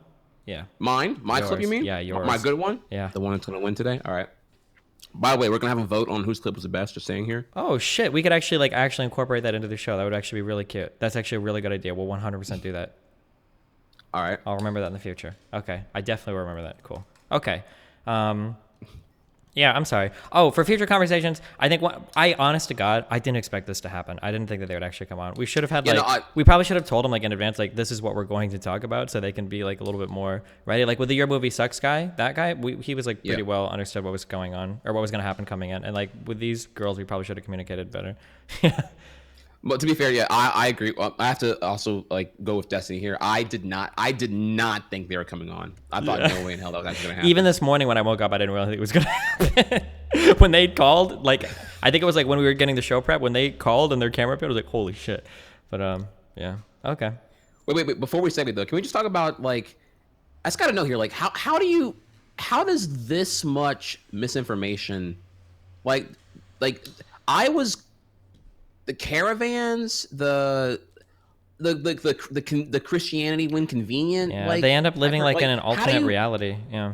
What do you even do? Like, is debating them even worthwhile? Like, I feel like sure, like they rage quit early on us, but like, what do you even do? Like, that's like you're a pro debater, you're a pro whatever. When they're that, do you dub that? Are they like TFG? Are they too far gone, or is it like, or is there any saving, or is there any like bridging them to like what is actually reality? I mean, you probably could, but I don't usually care about that shit. I mean, there are ways to persuade people, but it's usually not what I do. If somebody like this comes on, I usually just start running down facts and making fun of them, I guess. But that's not a good way to convince somebody to agree with you. Oh man, okay, yeah, that was. I don't know. My faith in humanity is kind of like plummeted a little bit. I've never actually interacted with anyone like that before, so I just couldn't. I'm sorry. Destiny's been on this for like 3+ years now. I am new to that. I'm just holy fuck. Yeah, that's all I got for you there. Yeah, I tried appealing a little to the emotions and religion thing, but man, they shrug that shit off fucking quicker. Christians will dump their religion so fucking fast. It's very interesting that I know that this is some broader political theory. Maybe it's even Marx that this appeals to. Did you read the 1984 book or whatever? I know of it. Yeah, Okay, 1984. What about it? Basically, in this story, the main character, I think Winston, he crawls into some house with some woman that he loves, and they discover this book that it's like wokes them on everything, on society. It gives them the ultimate like woke information on society. And some of that book talks about the idea that as time goes on, you have like these perpetual wars. You basically have like an upper class and elite that is pretty much sits comfy and chills, and then you have like the middle class and the lower class that are constantly pit against one another. And that as time goes on, the middle class and the lower class will cycle through and out like one another, but the elites pretty much always remain untouched. And it's this idea that like there are so many problems that could be fixed like pretty easily by elite people, but somehow the middle class and the lower class are always left pointing their fingers at each other, kind of like making their own problems or like blaming each other for their problems. So like this idea that that like you're talking like if you can complain about not having money in your community for your poor children, and you're pointing the finger at like poor immigrants coming across the border, and then like and then in the next breath supporting tax cuts for people that are like making billions of dollars, it just seems really fucking weird to me. And it harkens back to that, where like you've got these people that are literal billionaires, like billions of dollars, an unfathomable amount of money. $1 billion is an unfathomable amount of money to me. And that they're just kind of like sitting back and watching like all these poor people like shouting at each other over like who's fucking who the hardest. And it's so stupid to me, you know? No, it is, and I can summarize this in a really easy sentence of where we are now with the whole like class warfare. The people who make $600 an hour convince the people that make $25 an hour that the people that make $7.25 an hour are the problem. That's like a really simple way to put it. Yeah, I almost agree with you. Except what was the first time you gave $600 an hour? Yeah. I think it gave the super elite, the really rich. I think that's way too low. Hold on, what is the? It probably is, honestly. Yeah. Like fuck, if you're it's got to be like way low. Hold on, I'm trying. Okay, so Jeff Bezos, for instance, I'm really glad you brought this up because it shows how unfathomable this amount of money is. Jeff Bezos makes about $4 million an hour. Wow. Yeah. Actually, no, you're right. And I was actually talking about this last night. If you don't mind me doing a brief derail here. You're seeing now more and more people speaking out who get triggered by Alexandria Ocasio-Cortez's like a proposed marginal tax rate of 70%. They don't even know what marginal tax rates are, but yeah. Yeah. People get, the rich people get mega triggered by that. They think it's just a flat 70%, when it's actually you only get taxed at 70% for your money you make past 10 million. So your 10 million and one onward dollars are taxed at the marginal tax rate. But anyways, though, we were talking about that last night whenever Hassan rated me, and the thing about this is to give you an idea of how absurdly rich $1 billion actually is. Recently, the owner of the Redskins, for the Redskins, that's an NFL team, right? Or is that a baseball team? I forget. The Redskins? That sounds like a baseball team. Well, the owner of that team, by the way, obviously, first year Redskins obviously is a super racist name. Might as well have. God damn it! Wait, I think it's an NFL team. Fuck. No, it's the NFL team. I never watched NFL. I only did college football. Sorry. Sorry. Cue sports ball memes. I took a 50-50 shot and I was wrong. I'm sorry. Okay, go ahead. Well, first that name is terrible. Obviously, Redskins is incredibly racist. You might as well have the Mississippi Coons be a fucking team name if you're gonna have the Redskins in modern day. I think Chris Rock did a skit on this, or like the New York. Yeah, you can. Yeah, there's a lot. If someone did, no, I'm like, dude, that genuinely like, holy fucking shit. Oh yeah. Well, anyways, though, the owner of that team recently had commissioned to have a $100 million yacht built. It's a super yacht. This yacht contains. Mind you, I'm giving you a cherry-picked terrible example. I'm being transparent here. It is cherry-picked, but just to give you an idea of how much money this money really gets to the elites. Builds a $100 million super yacht that has 7 extended private VIP suites, a bowling alley, I believe a tennis court, and an IMAX theater built into it. A certified IMAX theater, which is ridiculous because the IMAX theater has to be completely soundproof. So the entirety of the yacht's boat engine and any noise it makes has to be completely isolated from the IMAX theater. So this custom commissioned yacht had to have the IMAX theater built first and everything built around it for it to function to IMAX certification. $100 million for a yacht, for a little play toy. Now to give you an idea, and this is where I want to bring into the context here, because $100 million sounds like not a lot, but when you think about the fact that like very likely the house that any given like music celebrity, Drake or Britney Spears would live in LA probably cost, I would say at most $25 million. And here you have, a thing that cost 4 times the amount of what I would call the highest price point for a mansion for a music celebrity in Los Angeles as a side play toy thing. That's absurd amounts of wealth. Like that's where in some JPEG examples your money goes when you don't have a marginal tax rate. So which is crazy. I was kind of curious, and I was gonna maybe call you out if your numbers are wrong. And I looked up Drake's fucking mansion fucking house where there are like blueprints and everything posted. Holy shit, this thing is fucking huge. And this mansion is cost $8 million. That's what I'm saying. Like I highballed at 25 million. I knew, Yeah. hey, babe. I know the facts. Come on now. Yeah, that's absurd, right? That's crazy. Like Damn. $100 million super yacht. And also, please, oh my God, please don't insult me here, okay? Let me, for the chat, okay? Obviously, Bezos does not make all of his money in liquid W-2 fucking income. Most of his gains today are probably through stock appreciation and asset in an Amazon stock. Okay, obviously he's not getting paid like a paycheck that says, "Oh, you've gotten paid, $100 million." Clearly, okay, fuck off. But that distinction, and that distinction is not important here. Okay, no billionaire has ever thought like, "Ah, fuck, like 90% of my net worth is in fucking securities. I don't know. Oh God, I'm so fucked. Like you got to go to McDonald's again." I get like, fuck off. Okay, get the fuck out of here. Yeah, I think that went without saying, but feel free to call the idiots who say that. The wealth is absurd. You're not wrong there. It's actually crazy. But the person Not that makes it's like $100 an hour.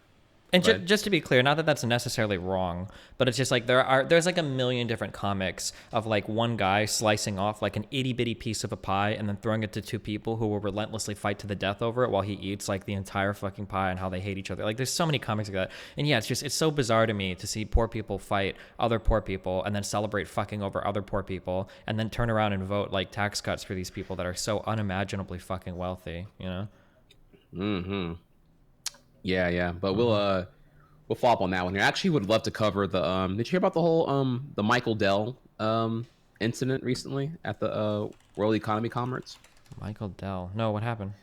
So the CEO of Dell, I think his name Michael, I might be wrong with that. But the CEO of Dell Computers, I believe his name is Michael Dell. It's a peak meme. One of the coordinator at the event is interviewing. By the way, it's a bunch of really rich people who are at this event because they're all there to like come together and talk about how like we need to like modernize. It's a yearly annual summit to like bring in influencers and business entrepreneurs who are typically very very wealthy, very powerful to talk about what we can do to progress the markets to a better and brighter tomorrow. And they're all coming in like we need to like go green and do shit while they all fly with their like 50 private jets that are just like doing worse damage to the ecosystem. But anyways, though, she asked Dell, how do you feel about Alexandria Ocasio-Cortez's 70% marginal rate?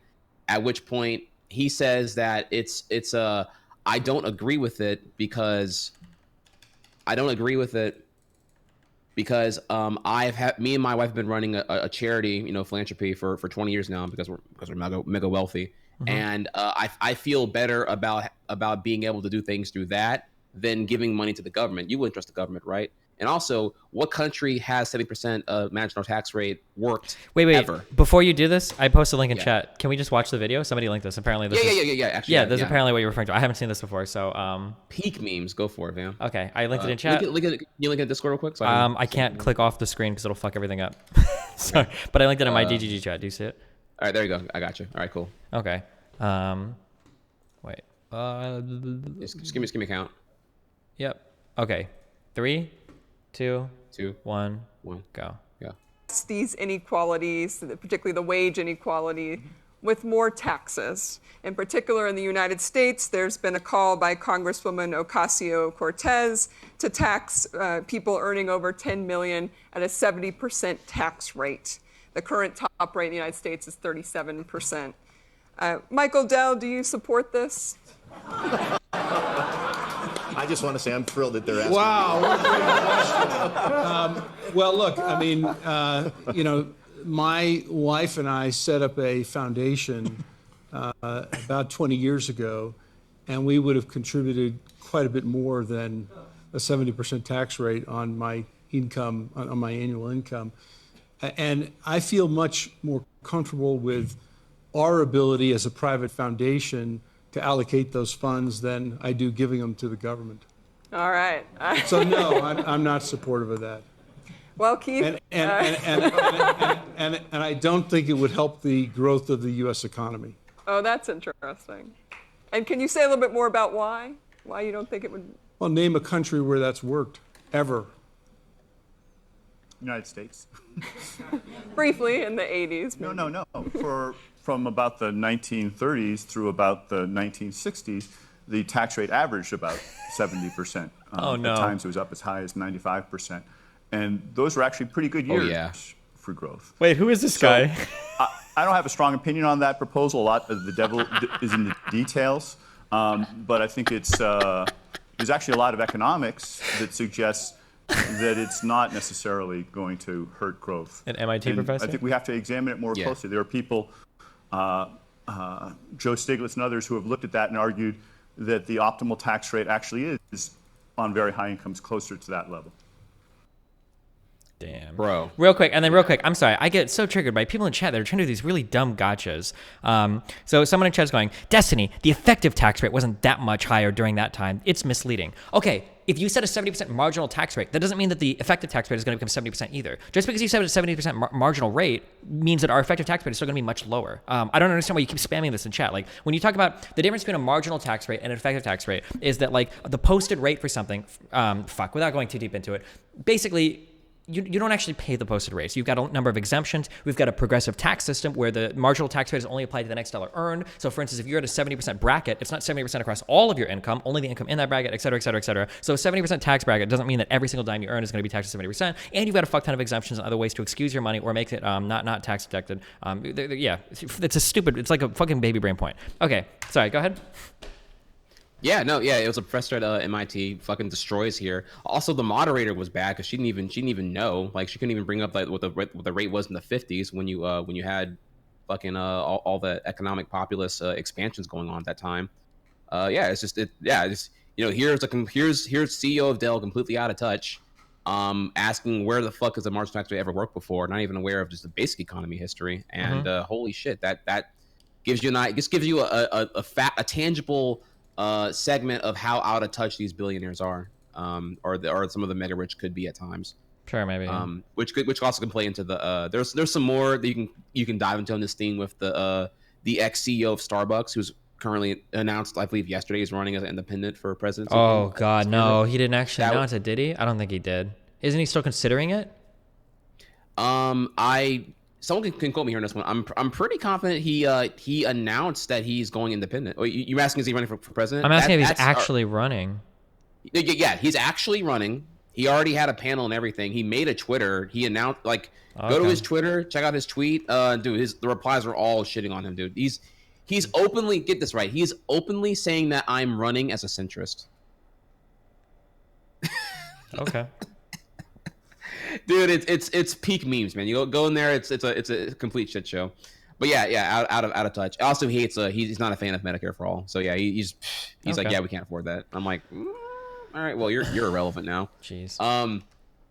But I thought you'd find that pretty funny. I forgot where I was going to go with this actually, but yeah, that was We could hit up this last one if you want. Okay. So, all right, y'all. Well, coming up next now is the fourth clip of our clip review podcast now, and this is my clip. So you get the vote if mine's the best here. I chair picked this one. It's this happened not when did this happen actually? This was a little bit older. We were supposed to go by only a week, but since it's our first one, this is 2 weeks ago. This is 2 weeks ago, yeah. But I'm gonna go ahead and let it roll, and then we'll talk about it further on. Give me a count whenever you're ready. Okay. All right. Starting in 3, 2, 1, go. You know what happened, chat? You want to know what happened? They came out with the first division, okay? And then it was popular, and then it started dying out a little bit, just like any game would. And they started listening to the stupid fucking Reddit threads about these fucking crybabies that are just like, well, I just don't like going into the dark zone because, you know, these guys are really good loot, dude. That's why there's different sections of the fucking dark zone, okay? Mostly ones where noobs hang out, and then mostly ones where the fucking the top guys hang out, okay? The top guys roam down there and shit on your throat. Well, sucks to be you, bro. You gotta gear up. You know what I mean? It's a fucking RPG. Jesus, man. Stop catering to these people. There's a reason our game state is in the state that it's in now, and it's because of that. Your casuals don't know what your game needs, okay? The casuals are not the answer. Stop catering to that. Oh. Oof. Also, before we end today, you have to finish that black-white girlfriend thing. Yeah, for sure, dude.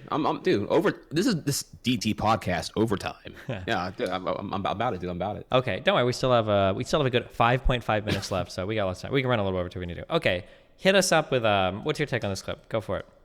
Whew, man. So you see here that someone's shitting on Tom Clancy's The Division 2, which was popping in directory but has plummeted since then. The general feedback being that it's a game that kind of like exploded on itself because developers catered to the lowest common denominator of casual player rather than looking to those who are the most enthusiastic of the product, who are the top players, and asking them what they think or catering to what they need. So because like what someone describes here is like noobs running into the dark zone, not prepared, not adequately geared, and getting absolutely deep throated left and right. And then real quick, just to be clear, you're talking about the Division 1. I don't think the Division 2 is out yet, but I'm sorry. Yeah. The Division 2. I'm sorry. Division 1. Division 1. Yeah. Yeah. So so sorry. What's going on this now? But yeah. He's like he's just annoyed because of like there's like the general philosophy being that we're going to cater to the casual player first, and that is ultimately at the demise of those who are the who have a higher skill and just kind of like peace out. If you're killing your most enthusiastic base of player to try to expand your pie at all costs, you're gonna eventually just like compromise the integrity of your product, I would say.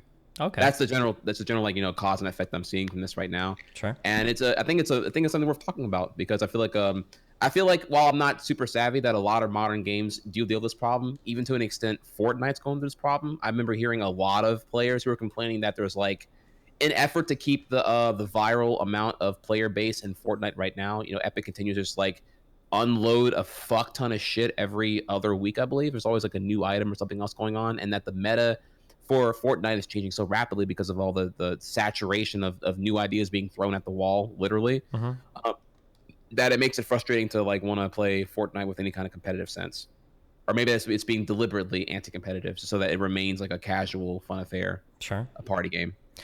That's the thing I've heard at the worst of Fortnite, and I'm wondering here, how do you feel about that? Do you feel that this is a valid criticism of some other modern games, or you think it's a little overblown out? Something that so this is very interesting to me because I'm going to draw this back into the wonderful realm of philosophy.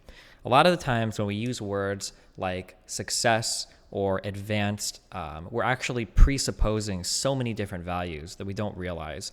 Here's a really good example of this. If you were to ask anybody, has our civilization advanced in the past 100 years? Everybody would, 99% of people would say yes, right? But when we use the word advanced, that's actually such a loaded word. Like usually we're talking about like our advancements in technology and our understanding of the world, like, and in regards to those things, with respect to those things, we have advanced. But with respect to things like interpersonal relationships, overall happiness of people in first world countries, some of these questions you could get lost in the weeds. It's much more debatable. Like, have we actually advanced in the past 100 years? Like, are people better at making and keeping friends today than they were 200 years ago? Are people healthier today than they were 200 years ago? It's much harder to ask. So two different people can ask the question, have we advanced in the past 100 years? And both of them can have very different answers because advancement refers to something that two people disagree on. And I think that's like a central point of confusion for a lot of people when we argue about, well, is this successful? Is it not successful? It's like, well, with regards to what? And when you look at video games, we're seeing this come up more and more and more today.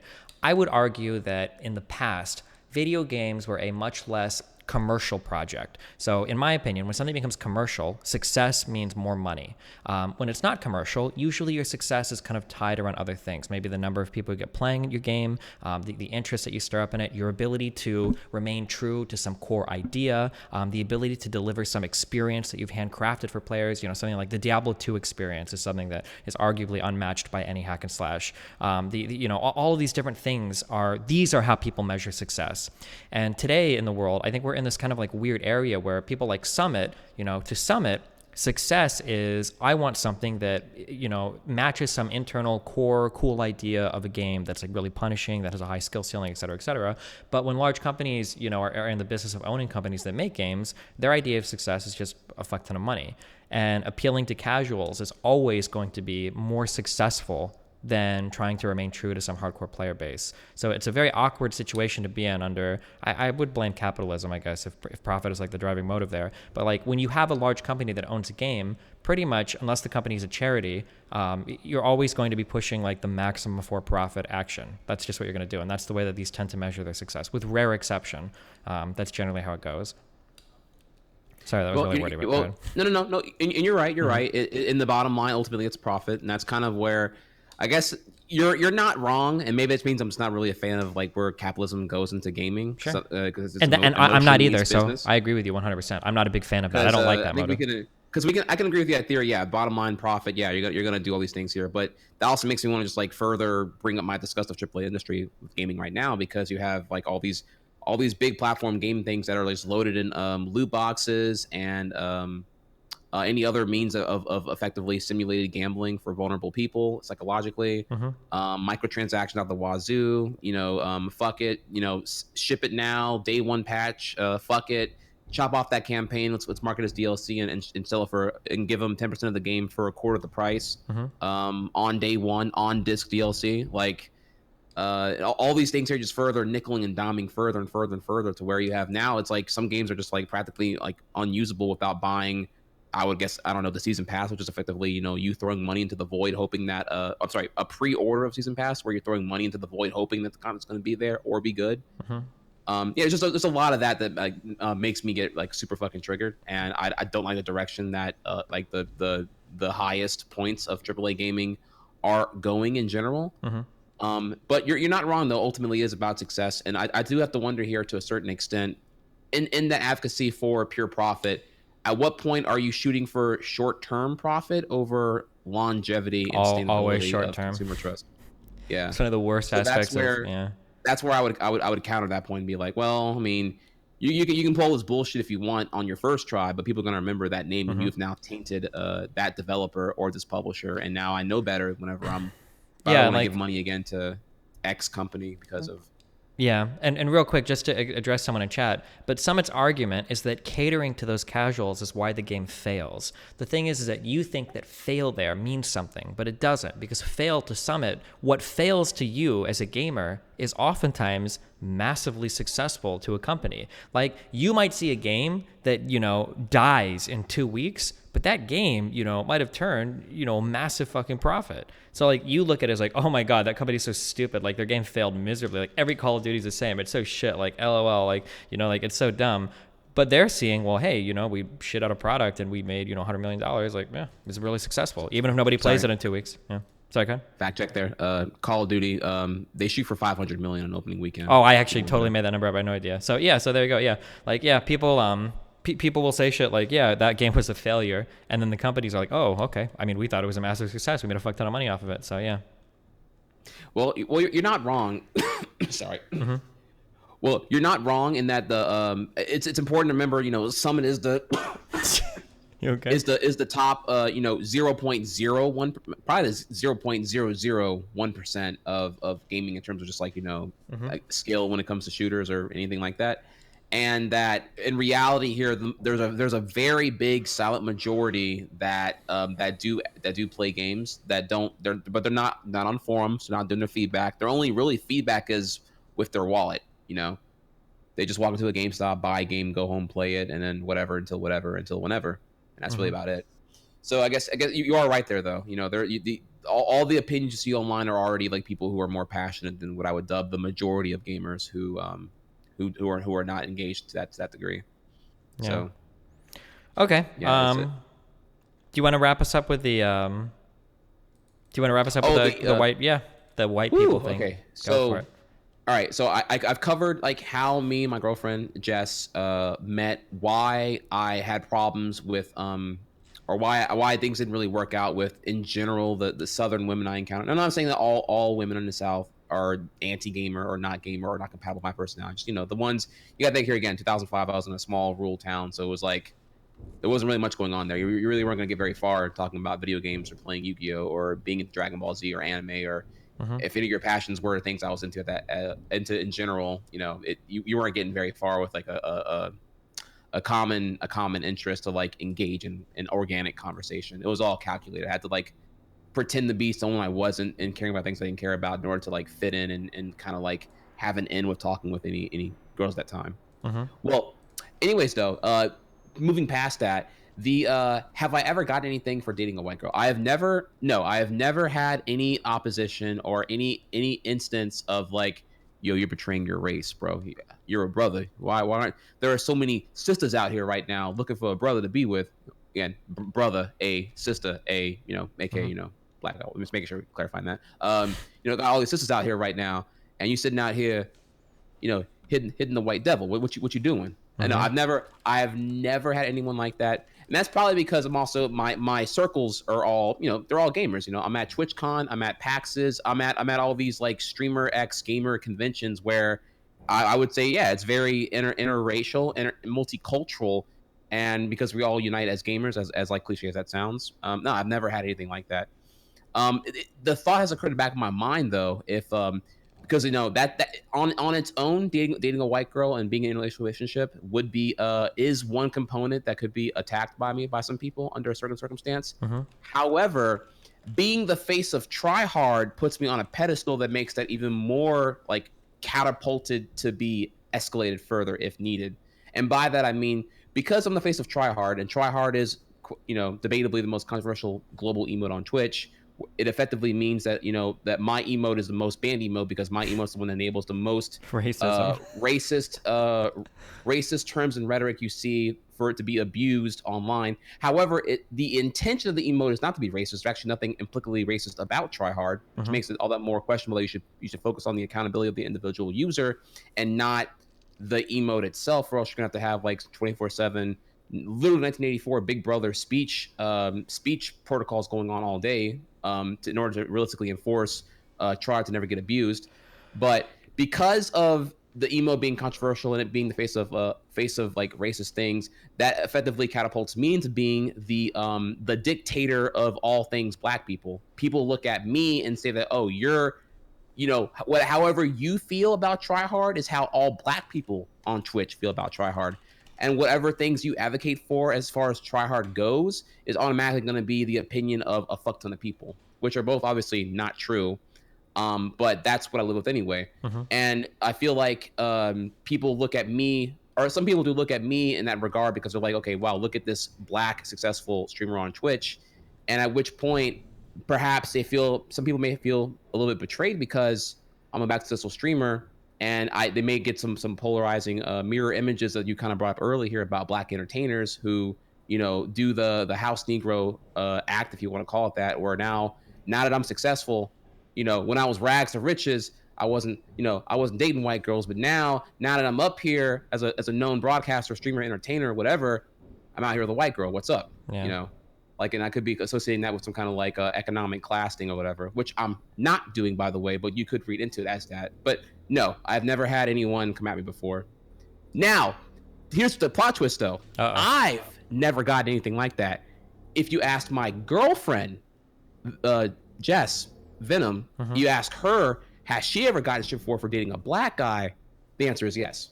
In her DMs, when we first got together, and she made it Instagram official, in her DMs, man, what the fuck you doing with that boy right there? What you doing dating that race? Man, she has shown me the DMs. People are fucking racist, dude.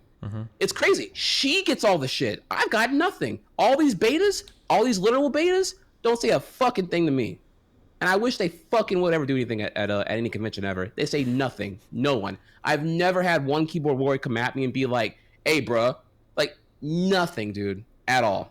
Yeah. Let's be honest, dude. Drives me. I get infuriated even thinking about it. In her DMs, dude, she turned them off. At one point, she had open DMs, and then she turns them off because it's like, yeah, there's creepers, there's stalkers, there's racist people. They're mad because she's dating me. They're mad because I'm black. They're mad because they can't get with her, and she's with me instead. I don't know whatever you want to read into it here, but that's the part that I'm like, we have a long way to go as a society because, I'm sorry, I get emotional thinking about it right now. But yeah, that's that's the entire story for you there. Yeah. Okay. Damn. Well, thanks for the recap. Yeah. Hopefully it gets better, although it's probably not going to be for a long time. But yeah, no. Not only, I mean, the DMs are bad. Her Twitch whispers are also bad too. It's just honestly, just being a girl online is like a pretty yeah, there's a shitty lot experience. of insanely disgusting fucking shit. It's pretty unfathomable. Even for like small girl streamers, like 100, 200 viewers, it's like insane the types of shit. No, they're the worst, dude. I feel that they're most vulnerable because they're the ones that probably get the, I would say probably the, not the most predators, but probably the most scummy predators because that's what they want. They want them pure. And you can exercise like the most leverage over them too. Like $100 donation to them goes a lot farther than like $100 to Amaranth or some shit, you know? Exactly that. Yeah. They also want them pure. Like it's creepy because I have a lot of data now from observing my own girlfriend when she shows me the things she gets. That they're like they effectively do what I would call like one-sided role play where like they just like whisper her like yeah, I've seen these before. Oh dude, God. It's so fucking creepy, man. It's terrible. Like they're literally squeezing their hog and just like talking about, yeah, do that, yeah, lick your lips, yeah, no, flip your hair, yeah, I want you to do that. And it's like, oh dude, dude, like just go to fucking Pornhub, dude. Get an outlet. You're pathetic, dude. Yeah. Holy shit. So yeah, holy yeah. Okay, well, hey, we did our 2-hour limit. We didn't get any Reddit questions this time, but we'll definitely get them next time. Sorry, y'all. I thought. Feel free to let us know if the do y'all think that the nah, fuck them. We don't care about your feedback yet because this episode is a shit show with the Deplorable Choir. But next time, holy shit, that was some shit. Oh my god. Hot episode, boys. Hot episode. 500 degrees. 500. We'll be back next time though for episode 12. I'm Destiny. Obviously, you can find all my shit at destiny.gg. Follow my Instagram. It's just instagram.com/destiny. And then I might promote my friend's Twitter soon, but not yet. And then Trihex, my wonderful co-host. Where can they find you and your stuff? Fam, my Twitter is flames. You would all the things we talked about today, as far as Michael Dell and the billionaire like out of touch shit. All my Twitter, I retweet all the hottest shit. My Twitter, twitter.com/Trihex. My shit's hot. Follow that. Instagram, I'm posting more shit this week. I'm trying to get like Destiny and get active on IG. So Instagram/Trihex. Follow that. I'm going to be live here shortly on twitch.tv/Trihex, where I will continue to be triggered about Deplorable Choir and low information, everything, voter, people, citizens, and hypocritical Christians. My favorite thing to get triggered over. So I will see you guys there all the time. Much love, and I'll see y'all next week. Yeah, and then 2 quick things. Here's like a Twitter for the show. It'd be nice if this had followers just so that Mr. Mooten can message people from the actual show Twitter because it looks a little bit better. Just like as a call out or reminder, when we bring people onto the show, don't fucking run to like Twitter or some shit to harass them afterwards. It makes us look really fucking bad, and it makes the entire community look really fucking bad, and it probably makes so nobody ever wants to come on and do these shows when you get like super hateful and harass the fuck out of people afterwards. Just some things to keep in mind, okay? Be nice, people, all right? And that's all I got for you. We will be here next week. Thanks for joining us, guys. I'll catch you later. Peace.